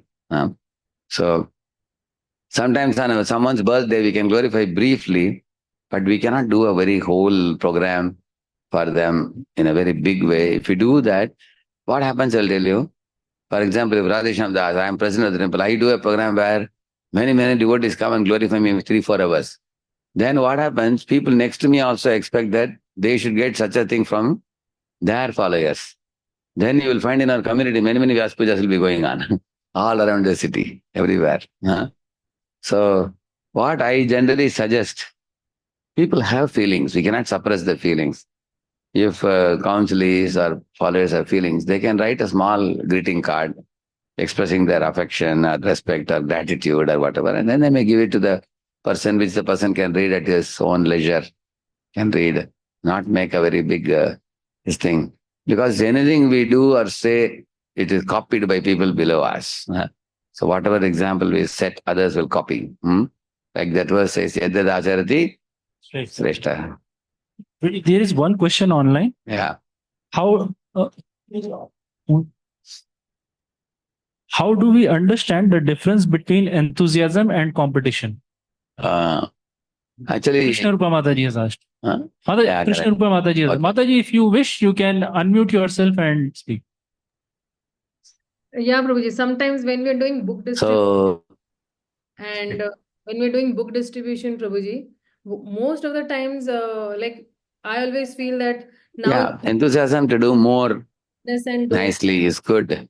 But what feeling do we hold for other Vaishnavas? That's the most important thing. Do we feel, like for example, Kaviraj Goswami wants to write Chaitanya Leela. And already Chaitanya Leela is available in Chaitanya Bhagavat. Now he also wants to write. But he clearly says, I'm not writing this book just to compete with my predecessor, Acharya, Vrindavan Das Tagore. But why am I writing this? Many reasons he gives. Number one, he says, I was ordered by Pandit Haridas, who is a pure devotee and Radha Govind Temple Pujari. He talks about his qualities and he asked me to write, number one. Number two, he says, many others, many senior Vaishnavas, they all have jointly requested him. They told that, you are the one who heard from Raghunath Das Goswami all the pastimes of Mahaprabhu. If you don't write it, the world will be bereft of Lord Chaitanya's Leela. They have ordered me, number two, he says. Then he says that when I went to the Radha Govind temple and I offered my obeisances, when Pandit Haridas asked me to write, at that time, one flower garland fell from the Radha Govinda Dev, and that was offered to me by Pujari. So I Yamala. And then he also says that Vrindavan Das Thakur has written, because his book became exhaustive, he wrote only the childhood pastimes of Lord Chaitanya, after the point of taking sannyas. But after that, there is not much description. But what I heard from Raghunath Das Kante, from him what I heard was all pastimes of Lord Chaitanya in Jagannath Puri, which are all after sannyas. So, which means these two books are almost like mutually exclusive. This book talks about childhood pastimes, and this is going to talk about post-sannyas pastimes. And therefore, I am taking the guts to write this book, he says. And then he says that my request to all the readers that before you read my book, I request you to read the book of Vrindavan Das Thakur. Why?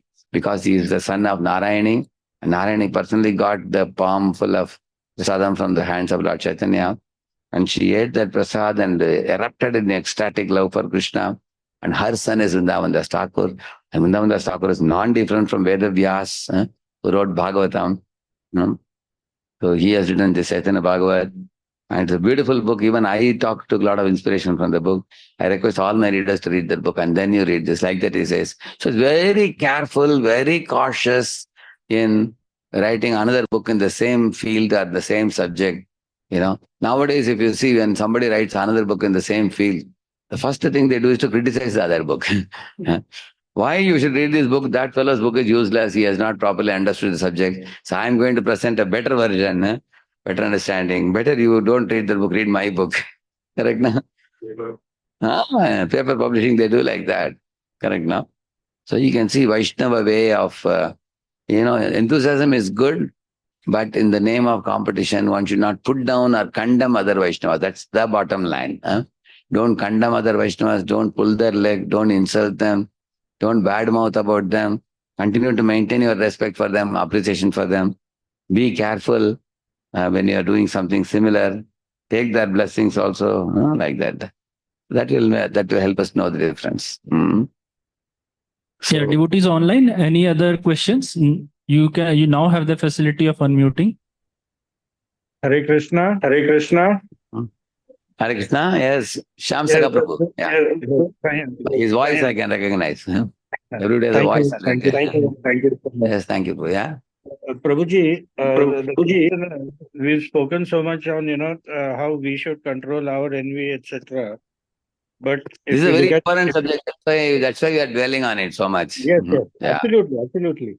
My question is on the other side now. The object of the envy, the person who is being envied, how should he react?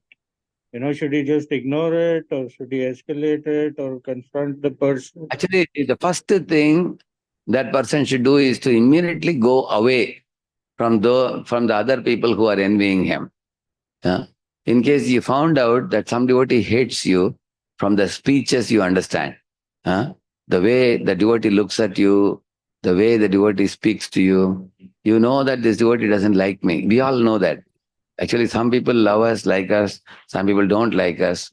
Because the gut feeling, it goes from consciousness to consciousness. You can easily know that somebody doesn't like me. The first thing you should do is to keep a distance from them. Keep away from them. And the second thing, try to avoid doing any services with those people because it creates some sparks. Let them do their part, you do your thing, give them the freedom. So let them do what they want to do and you do your thing. Keep a little away. And that keeping away gives you time for growing your consciousness and making yourself more healthy mentally. Because if you come close to them, they come close to you, there are sparks are coming, and then our bad side of our personality is coming out. Just like Suruchi brought worst out of Dhruva, and Suniti brought best out of Dhruva. How Suniti could bring best out of Dhruva? By keeping Dhruva away from his stepmother. Because if Suniti pushed Dhruva to somehow cooperate and tolerate and be close to Suruchi, that would have created an explosion. She told, you better go to forest and you see Lord Vishnu. Keeping away helps. Keeping distance helps. And then becoming preoccupied and absorbed in your own service, and they become preoccupied in their own service. I have done it to some devotees. I put them in, two people are clashing too much. I put them in two different directions. You do yours, this service, you do this service, and they become very good after that. Otherwise, they hurt one another. And then after some years, when they both grow, they both become mature and they again become friends. Prabhuji, what all I was said and did against you in those days, I was a pakka neophyte. Now years have passed. Now I'm able to see your good side. Then they give up envy after some time. Clear, Prabhu? Yes, take the mic. Yes, Prabhuji, thank you so much.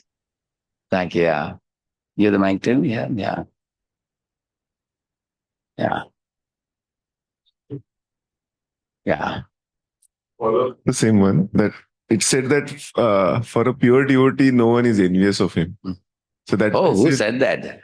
Prabhupada, so many people were envious, and there were also trouble creators also. Because Yudhishthira was a pure devotee, pure soul, but he's called Ajatashatru. So he is not enemy of anyone. But Duryodhana felt envy towards him. Yeah. It can happen. Yeah. Therefore, there's one verse which says, Mrigamina sajjananam trinajala santosha vihita vrittinam lubdakadivara pishuna nishkarana vairino jagati. This verse is from Padma Purana. It says, in this world there are three personalities who are innocent people. And even though they are simple and innocent, there are three other people who are envious of these people and they trouble them. Who are they? Mriga means deer. Mean means fish. Sajjanana means Vaishnavas. Mrigamina Sajjanana. Trina Jala Santosha. Trina means the deer is satisfied with some grass. And in the forest, there is abundant grass. He is not encroaching on anybody's property. In the forest, he is eating little grass. But he has got one enemy who is hunter, standing behind the tree, aiming at the deer to hit him, kill him. So, what did he do? He didn't do anything. Nishkarana vairino jagati. Anavashyak. I mean, Nishkarana means without any reason. He is in. Similarly, mean. Mean is a fish. It is very happy in the river, moving around. But a fisherman goes there, puts a bait and pulls him out. So he becomes the enemy. Similarly, for Sajjanana means Vaishnavas. You may be a simple Vaishnava, practicing peacefully. But there are fault-finding critics who cannot tolerate a good Vaishnava also. Like Tukaram was not tolerated by that Salamalo. You know Salamalo? Yeah. Similarly, everybody has, like Ramchandra Khan. He could not tolerate Haridas Thakur's simple devotion.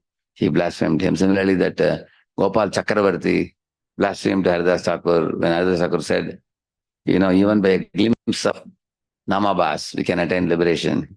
And he said that he offended Haridas Thakur after that.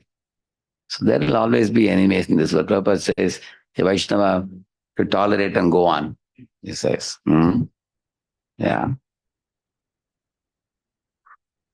Yeah, here how to deflect the glories. You see here? Read this. On being a successful deflector of the glories. Vaishnavas do not like to hear praise about themselves. Rather, they like to sing the glories of Hari, Guru, and other Vaishnavas. Thus, in sadhaka stage, when one is still in neophyte stage, one should follow in the footsteps of King Prithu and refuse politely when glorification is offered. If somebody is glorifying you, what you say? No, Prabhu, it's all Guru's mercy. It's all Krishna's mercy. It's all, my senior's mercy. What have I done? I am simply made up of their mercy. He says, no, what he says in that song? I am all that I am made up of is by your mercy. What's that song?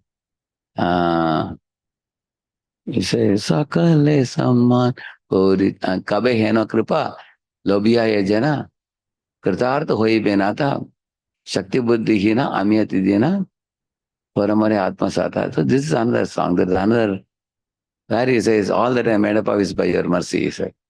Yogyata Vichare Kichu Nahi Pai Tamara Karuna Sar. Correct, that's the one. Tamara Karuna Sar. So we can deflect the glory given to us by bringing Guru, bringing Krishna, bringing Vaishnavas. We can do that. Yes. Yes. In sadhaka stage, it may be pleasing to one's senses to hear from someone's own glories. Someone about one's own glories, yeah. Because that pampers one's false ego and gives a sense of elevation. That experience is technically called as sense gratification. One should intelligently deflect such glories to Guru and Krishna's mercy. That will save oneself from becoming falsely proud, imagining oneself to be a somebody what one is not. See, one time, some traveling brahmachari from some temple came. He's a Hindi speaker. He was wearing saffron. We didn't know who he was, but we gave him one Bhagavatam class. So he was giving a class in the Kunjaveri temple. The temple hall was full. Many people had come that day. So after the class was over, there was one Mr. Punjabi, as a life member who gives donation and other else. He said, Prabhuji, मेरा एक प्रश्न है आपके संबंध में. तो आपके इस लेक्चर के शुरुआत में आपने बोला मैं शूद्र हूँ, मैं तुच्छ हूँ, मैं पतित हूँ, मैं नीच हूँ. ये सब सुनकर हमको बहुत बुरा लगा. हमको छुप गया हमारे हृदय में. आप तो महात्मा हैं, व्यासासन में बैठे हैं, बड़े प्रवचन दे रहे हैं. इस तरह बोलना नहीं चाहिए आप अपने बारे में. अगर आप बोलेंगे ना, हमारा मन में आपके बारे में आइडिया जो है बहुत खराब आइडिया आ जाता है. आपको तो हम सोच रहे हैं कि आप महात्मा हैं. ऐसे ही वैसे. Then that devotee said, देखिए ये वैष्णव के समुदाय में एक आदत है कि शुरुआत में थोड़ा बोलना पड़ता है ऐसे. हम बोलते हैं हम नीच हूं पतित हूं, फिर भी आपको समझ लेना चाहिए कि हमारा लेवल क्या है. नहीं तो हमको इधर क्यों बिठाया है? हमको बिठाया है व्यासासन में, उसका मतलब है हमारा स्टैंडर्ड इसलिए तो बिठाया है. लेकिन हम बोल रहे हैं, ये बोलना हमारे नम्रता के लिए हम बोलना पड़ता है, हम बोलते हैं. He was telling, and many devotees were laughing later on, you know, because this is not a very correct understanding. He can say that, हाँ मैं नीचे हूँ, मैं तुच्छ हूँ, क्योंकि हमारे आचार्य और परंपरा विहार से कितने बड़े बड़े लोग हैं. Prabhupada is so great, Sukhdev Goswami is so great. मेरे गुरु भाई भी इतने महान है, मेरे अंदर महानता नहीं है कुछ भी. He can say like that. But he changed his tone, and that was not very good. We are not saying it just out of etiquette. We should actually feel it. If we cannot feel it, at least we can say it. We can at least try to say that I am small, I am insignificant, I am not great. Yeah. That's why he's saying that one should intelligently deflect such glories to Gurus and Krishna's mercy, and that will save oneself from becoming falsely proud. Imagining oneself to be somebody what one is not. I have given the picture of Krishna and our Bhishma, because Krishna deflected, glory to Bhishma and made him glorious. Correct, no? And making him speak to Yudhishthira and pacifying Yudhishthira. So I think this is the last, I think. See this one. False glories and imaginary followers. Yeah, read that quickly.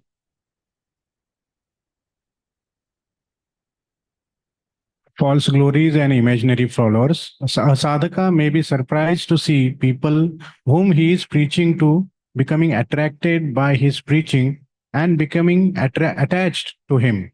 He may start wondering, what is in me that makes everyone love me and be fascinated by me? The answer is that the sadhaka is a neophyte and he has become attractive because he is representing the glorious message of Krishna consciousness coming from Guru and Krishna. Krishna is attractive, and people express that love for Krishna by reposing that love on the preacher. You understand? It's fine, no? I said Krishna is attractive, the message of Krishna is attractive. And when people see Krishna manifesting through a devotee, that devotee becomes very attractive for them. Prabhupada was almost 70 plus when he went to America. But even young boys and girls were very charmed by his Krishna consciousness. So, but a preacher doesn't know why everybody is attracted. So he can take it materially. Correct, no? Yeah.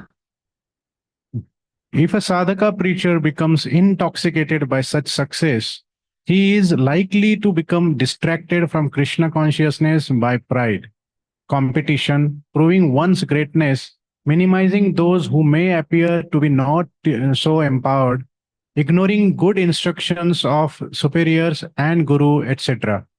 A sadhaka should consider himself like a postal peon of the spiritual master, simply to deliver the goods of message from parampara. See, these are all the bad qualities that come when we become proud. You see, he says here, we may get distracted by pride. We may get into competitive mode to show I am greater than that preacher, this preacher. And also, if somebody is not famous like me, then we may consider them good for nothing. I think like that. Because some devotees are great devotees, but they don't appear so empowered. They may be in the background. They may be very humble. So, and also we may ignore the good instructions of superiors and guru, thinking that now I am already a great devotee.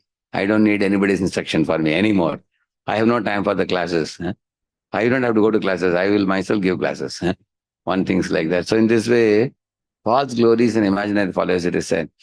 Whenever we should know that people are appreciating, praising us, it's mainly because we are connected to somebody above us. Like for example, people see our spiritual master in us. People see that, oh, this person is a pakka follower of his spiritual master faithfully. So many places I travel, there are many disciples of Raghunath Maharaj. So when they see me, they say, Prabhu, Maharaj to aate nahi hai, mil nahi payenge. लेकिन महाराज ने अपने कृपा को भेजा आपके रूप में. So you have come. So whatever respect and affection they repose on him, they repose on me because they see my connection to him. Correct, no? But if we take it otherwise, that, oh, people like me so much, I am a great soul, I have a halo around my head, I have the holier than thou attitude we get, that's very dangerous for us. The moment we are disconnected from parampara, nobody will look at us after that. They will say, you're good for nothing. So the connection to parampara empower. Just like this bulb is glowing here because it is connected to the electric pole. The moment it is cut off from the pole, no more light. Similarly, we won't have the ability to enlighten others without the connection that we are having right now. That should always be remembered. The last one, yeah, yes. Glorify the source of all qualities. A sadhaka should know that our abilities, physical, mental, intellectual, etc., are supplied by Supreme Lord. Thus, it would be hypocritical to block the glories of others from transferring them to the Supreme Person to whom it belongs to. That is why we say, all glories to assembled devotees 3 times, and all glories to Shri Guru and Gauranga, without stealing any glory for ourselves. Yeah. In this way, whenever people glorify us, we divert it to great souls and we'll be saved from any kind of danger. So these are some of the points. So coming back to the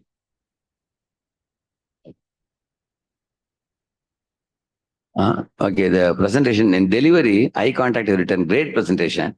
PPT with bullet points during discussion was helpful, well organized, with good opportunity for every team member to play their role. So this team was a very nice team. Whose team was this? Glad group, are they here? Yeah, she's the only one. You both are there, 2 of you. And she was also there, yeah. You all did drama also, I think, right now?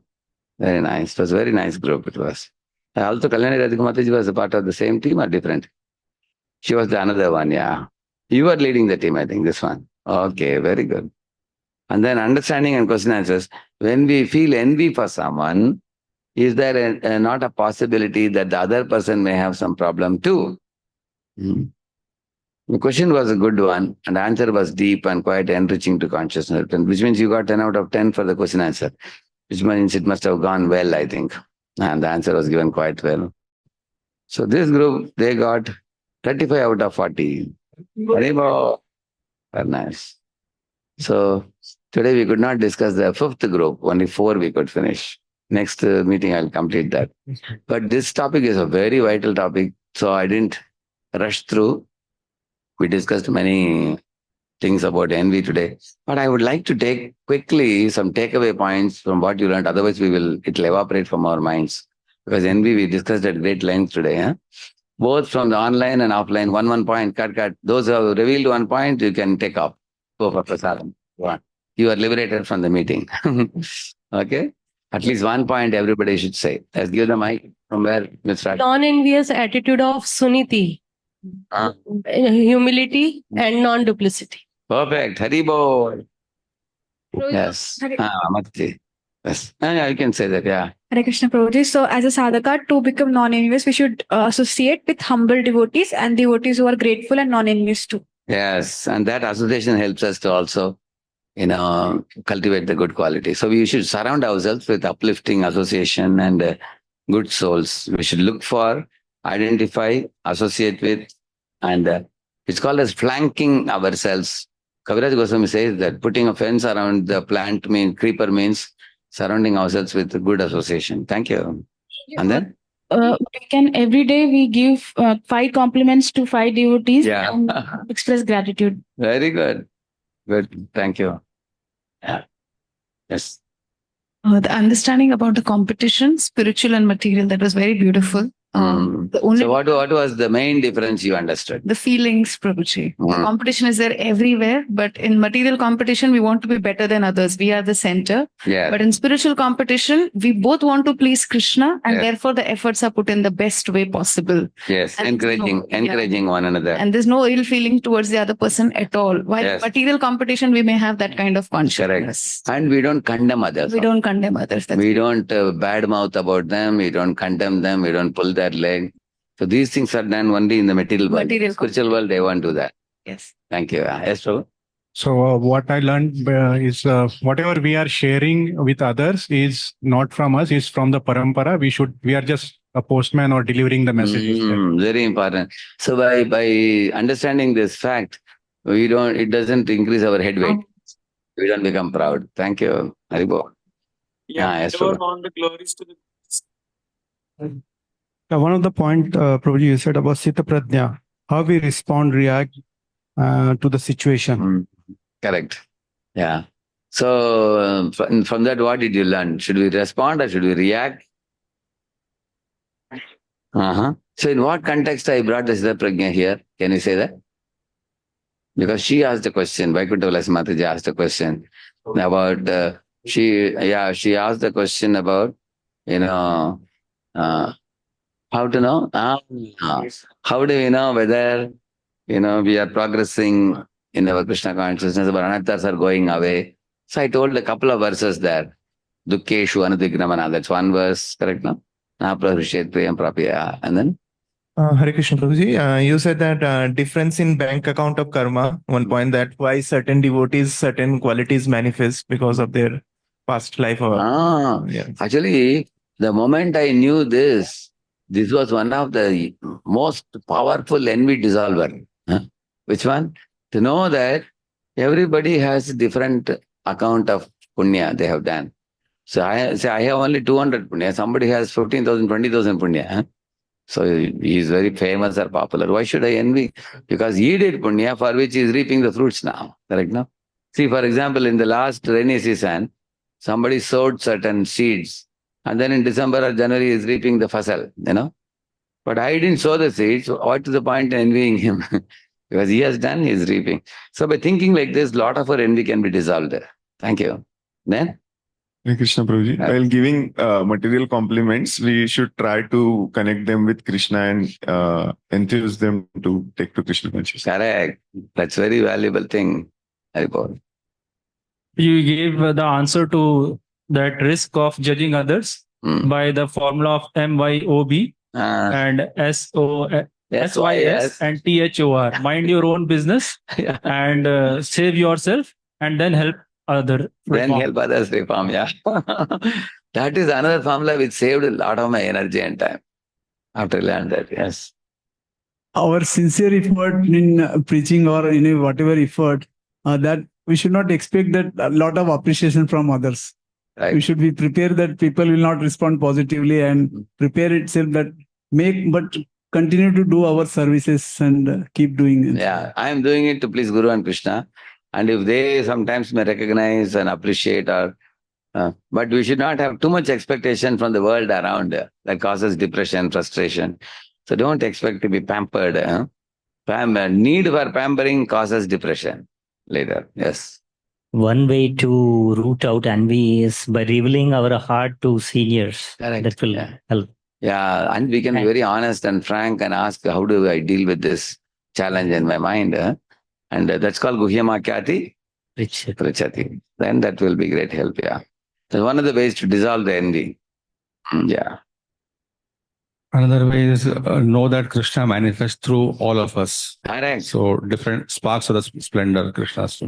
So to overcome to have a healthy competition, know that we can learn from others and we can also promote others rather than only ourselves. Correct. That is very healthy for us. Exactly. And more important is to know the goal is to please the superiors of Krishna and Gauranga.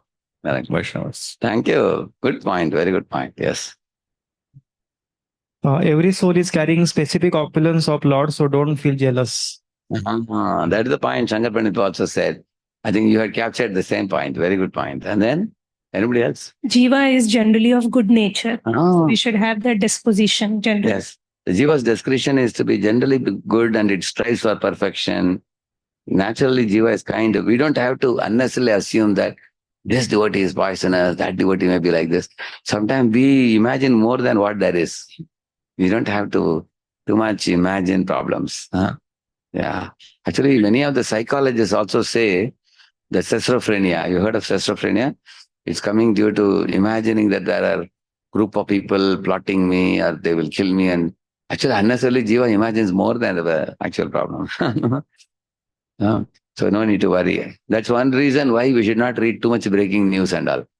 If you read breaking news happening all across the globe, then you also develop phobia. Things like that. Yes. And then? Where's the mic? You also mentioned about how even grown-up devotees need encouragement. And in response to a question that, when we are expecting some kind of appreciation, that how souls has the nature of getting some fulfillment the nature of love and getting loved, but it should not get into the zone of pampering. That's perfect understanding. Very good. One more thing, I think, Prabhuji, you said like how the God reveals to the devotee. There's no one between Lord and you. So the devotees are only, so you have to work with the devotees. Correct. Saying goods in others, appreciate others. Yeah. Haribol. And then, who hasn't spoken yet? Yes, Mati, go with Mati. Yeah. Is it that we are mouth, or we are appreciating them and taking some good qualities from them? That means we should not deal with devotees in such a way that, it increases our bitterness. So what did I tell Mataji? In case with some devotees, dealings are becoming a little bitter and it's creating sparks, what I said we should do. We should channelize them to other devotees where they can settle down and Okay. they get everything, Yes. whatever. Increasing the distance with them is helpful, and we can pray for them from a distance and take up another service and they do their service. Because our community is a big community and ISKCON is a much bigger community all over. So we can always have our space to do some service and be happy, rather than all the time stay with them and keep clashing. Like there were two devotees, they were not ready to leave the department. So once I told her, why are you clashing like this? He says, no, Prabhuji, ask him to leave. He said, and this fellow is saying, ask him to leave. And they both are saying, some of you will adjust and work. And every day there is a spark. So both are attached to the service. Then I told them, you do the same service in two different temples. Same, you like the service very much. So you do the service here and one do service there. So after the distance is given, both are very happy after that. Correct, no? Thank you. Yeah. You have the mic with you? Yeah. The more we become materialistic, the more we become envious. Exactly. Because Matsarata comes because of material consciousness. Very The good. example of Grihamedis was given that Example of which one? Grihamedis was given in this context. Correct. Thank you. Thank you. And then one last point, Madhuji. Glorify the source of all qualities. Keep Krishna in center. Exactly. Very good. And Madhuji, you have said one point. Yourself behind, way behind. No. She has said one point here, yes. Yeah. Whatever people are seeing good in us, it is just due to our connection to Guru Parampara.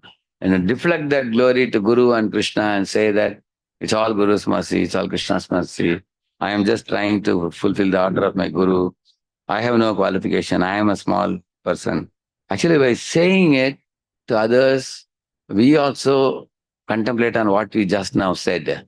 And that makes us humble, rather than imagining ourselves to be somebody what we are not. Thank you. So, anybody online, if they would like to add? Prabhuji, can Yeah. Can I? Yeah, you can.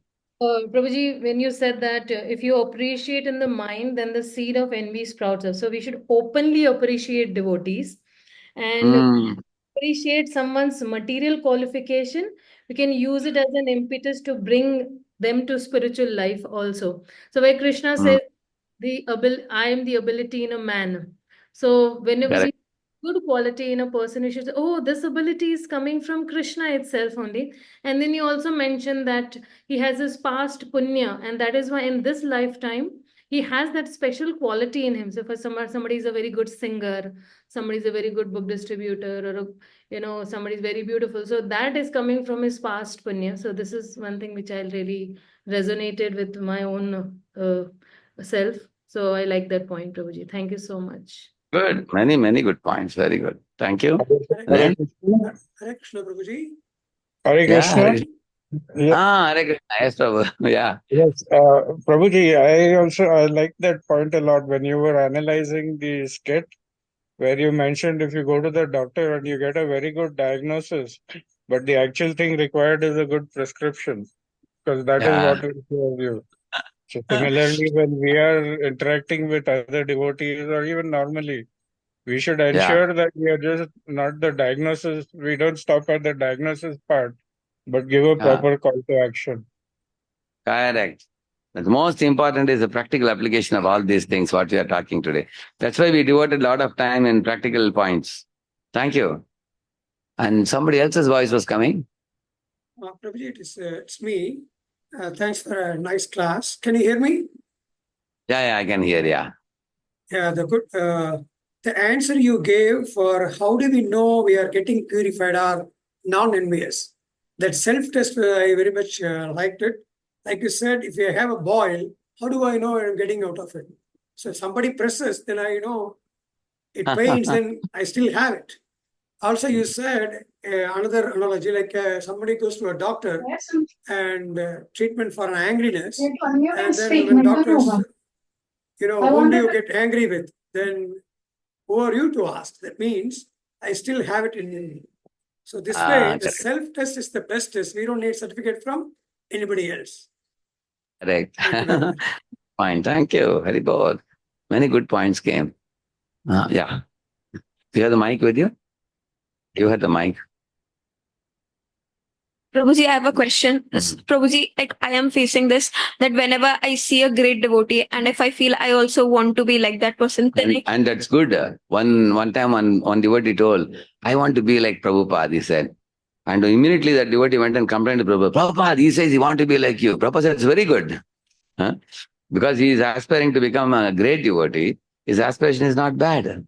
Prabhuji, but then I then contemplate on it that why I'm not able to. Then I contemplate that devotee is having so much of association which I am not getting. Correct. And then I pray for that. And then, okay, your praying is good.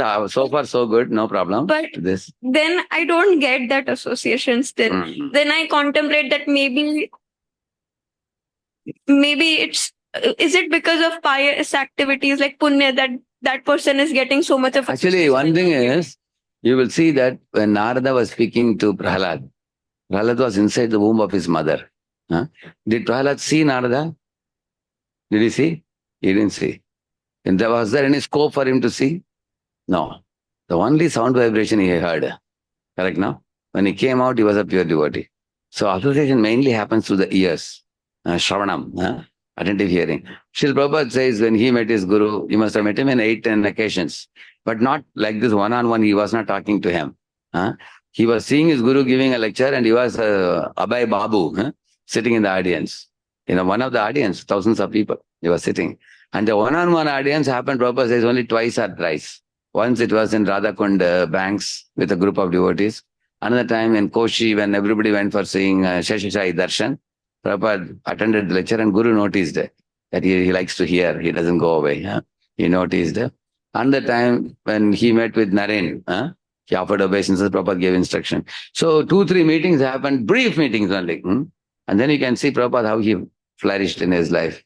So one thing is association doesn't necessarily mean that one should have been with Prabhupada in the morning walk. Every morning walk I went with Prabhupada and I was talking to him and asked questions, he answered. And even Naranjan Maharaj says, how much association we had of Prabhupada? He says like that. He got only 0 association. Even our Japamala we didn't get from his hand directly. He got by post, he says, So, but you can see how much love he has and how much respect he has for Prabhupada. So, association doesn't necessarily mean one gets, like Prabhupada wrote to his Guru, Guru Maharaj, I am a grihastha, but sannyasis and brahmacharis are always living in the matha with you and they are serving you every moment. But I have my business, I have 5 sons. Yeah. Please, can you tell me how can I serve you? Like that he wrote a letter to his Guru. And Guru said the same thing. Whatever I told you, you preach in English language to the people of the West.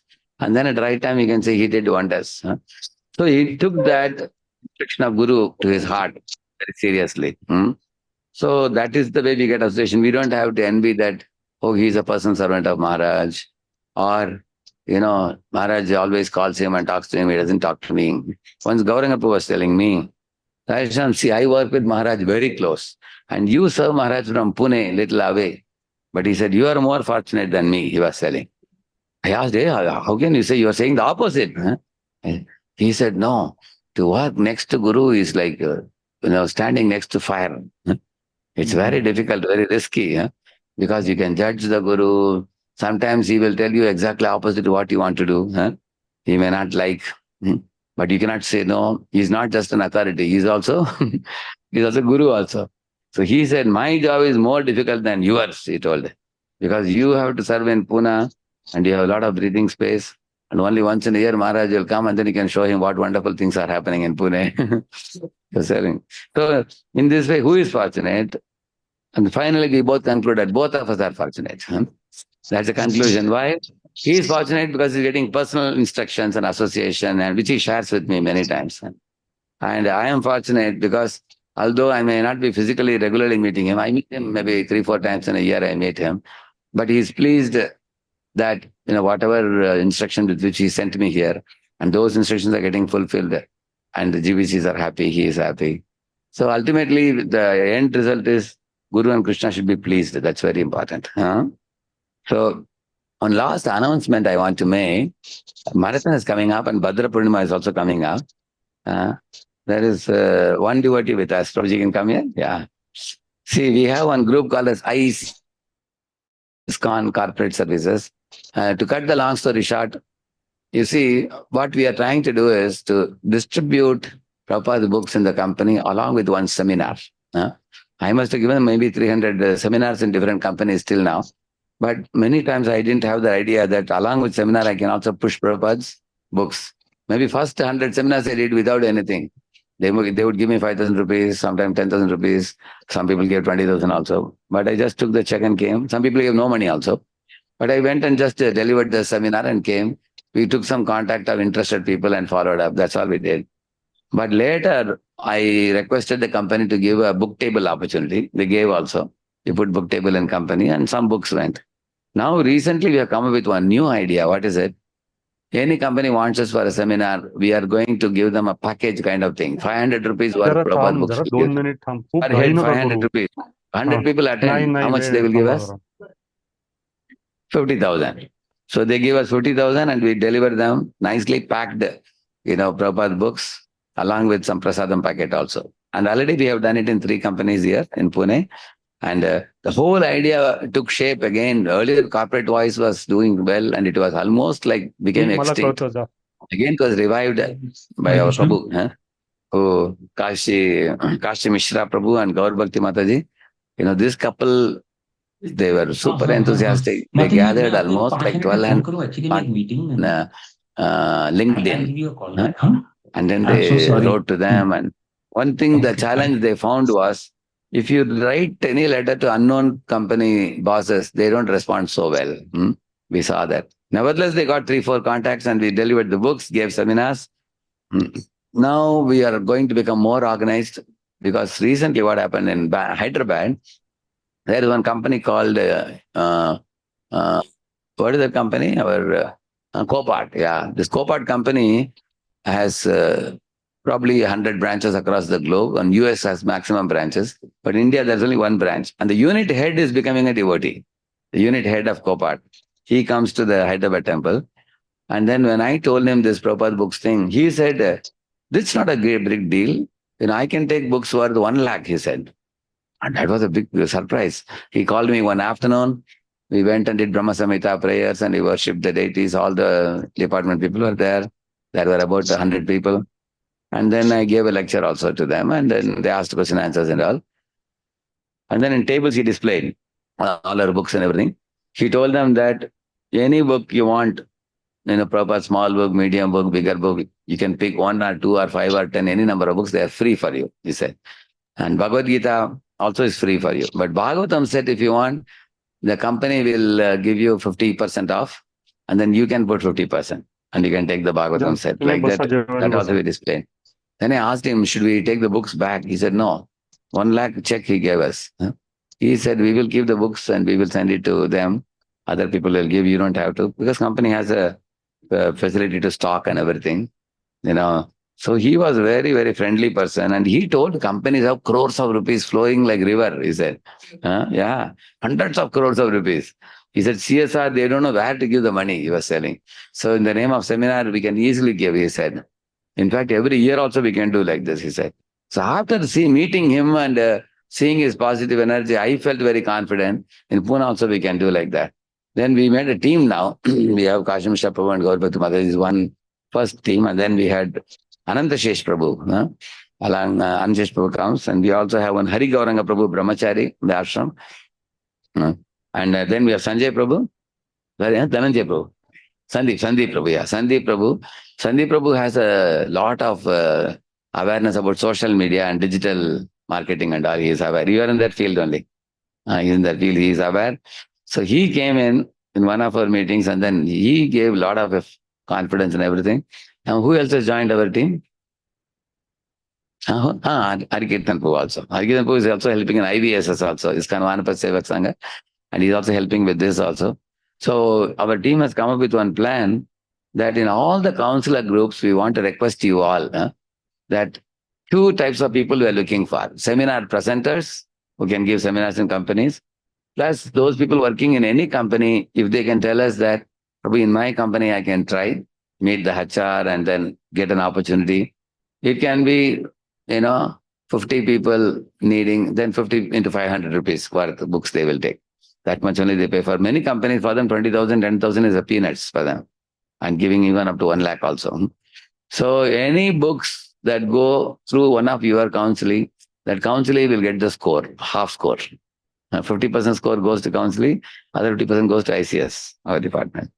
Is that clear to everybody? Because everybody asks, what is in it for? Me. People ask. If you are taking all the score to ICS, then marathon time, our score, we won't get score. People are worried. So only one thing the candidate has to do, just to show a finger to your company, some contact, and you get half the score. Just imagine how wonderful it is. Imagine 1 lakh worth book goes in your company. You get 50,000 worth books. Can you imagine how much it will be, how big amount it will be? Not all companies may take so much.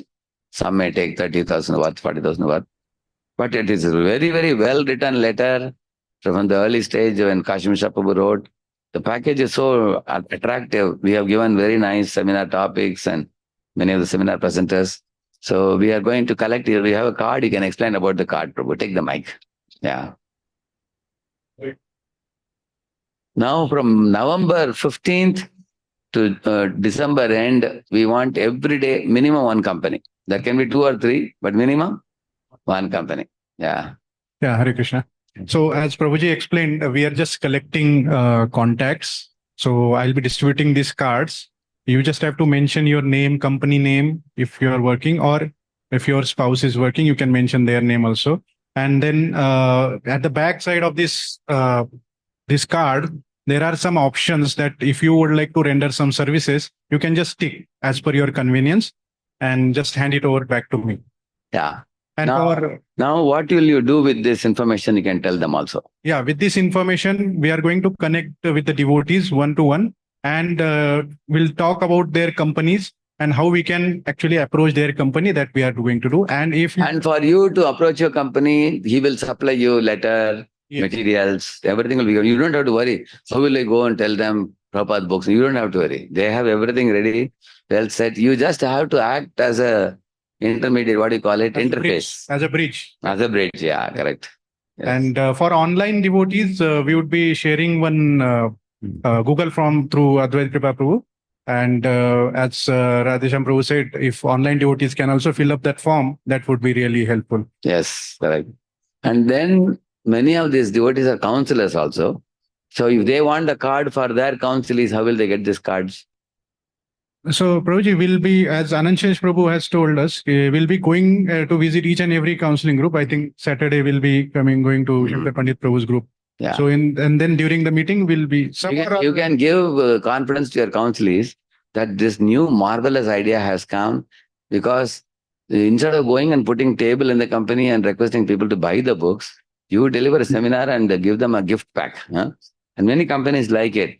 I will tell you one very pleasantly shocking information I will tell you. In Hyderabad, our, what's his name? Leelananda Prabhu was telling me, many companies like Sadhguru, when he came, and they gave him 40 lakhs for just one afternoon program.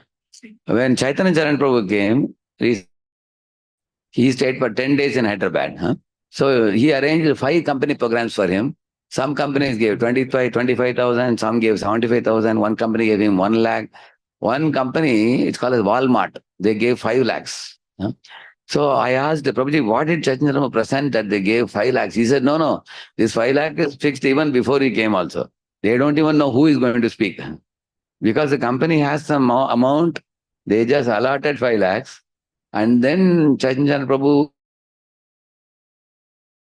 was recommended by us. So he said the companies don't even worry about how much are they giving because these are all fixed amounts they have for any seminar. So they asked Chaitanya Prabhu how popular famous person is coming. Okay, accordingly they gave 5 lakhs. For Sadhguru is too famous, so gave him 40 lakhs.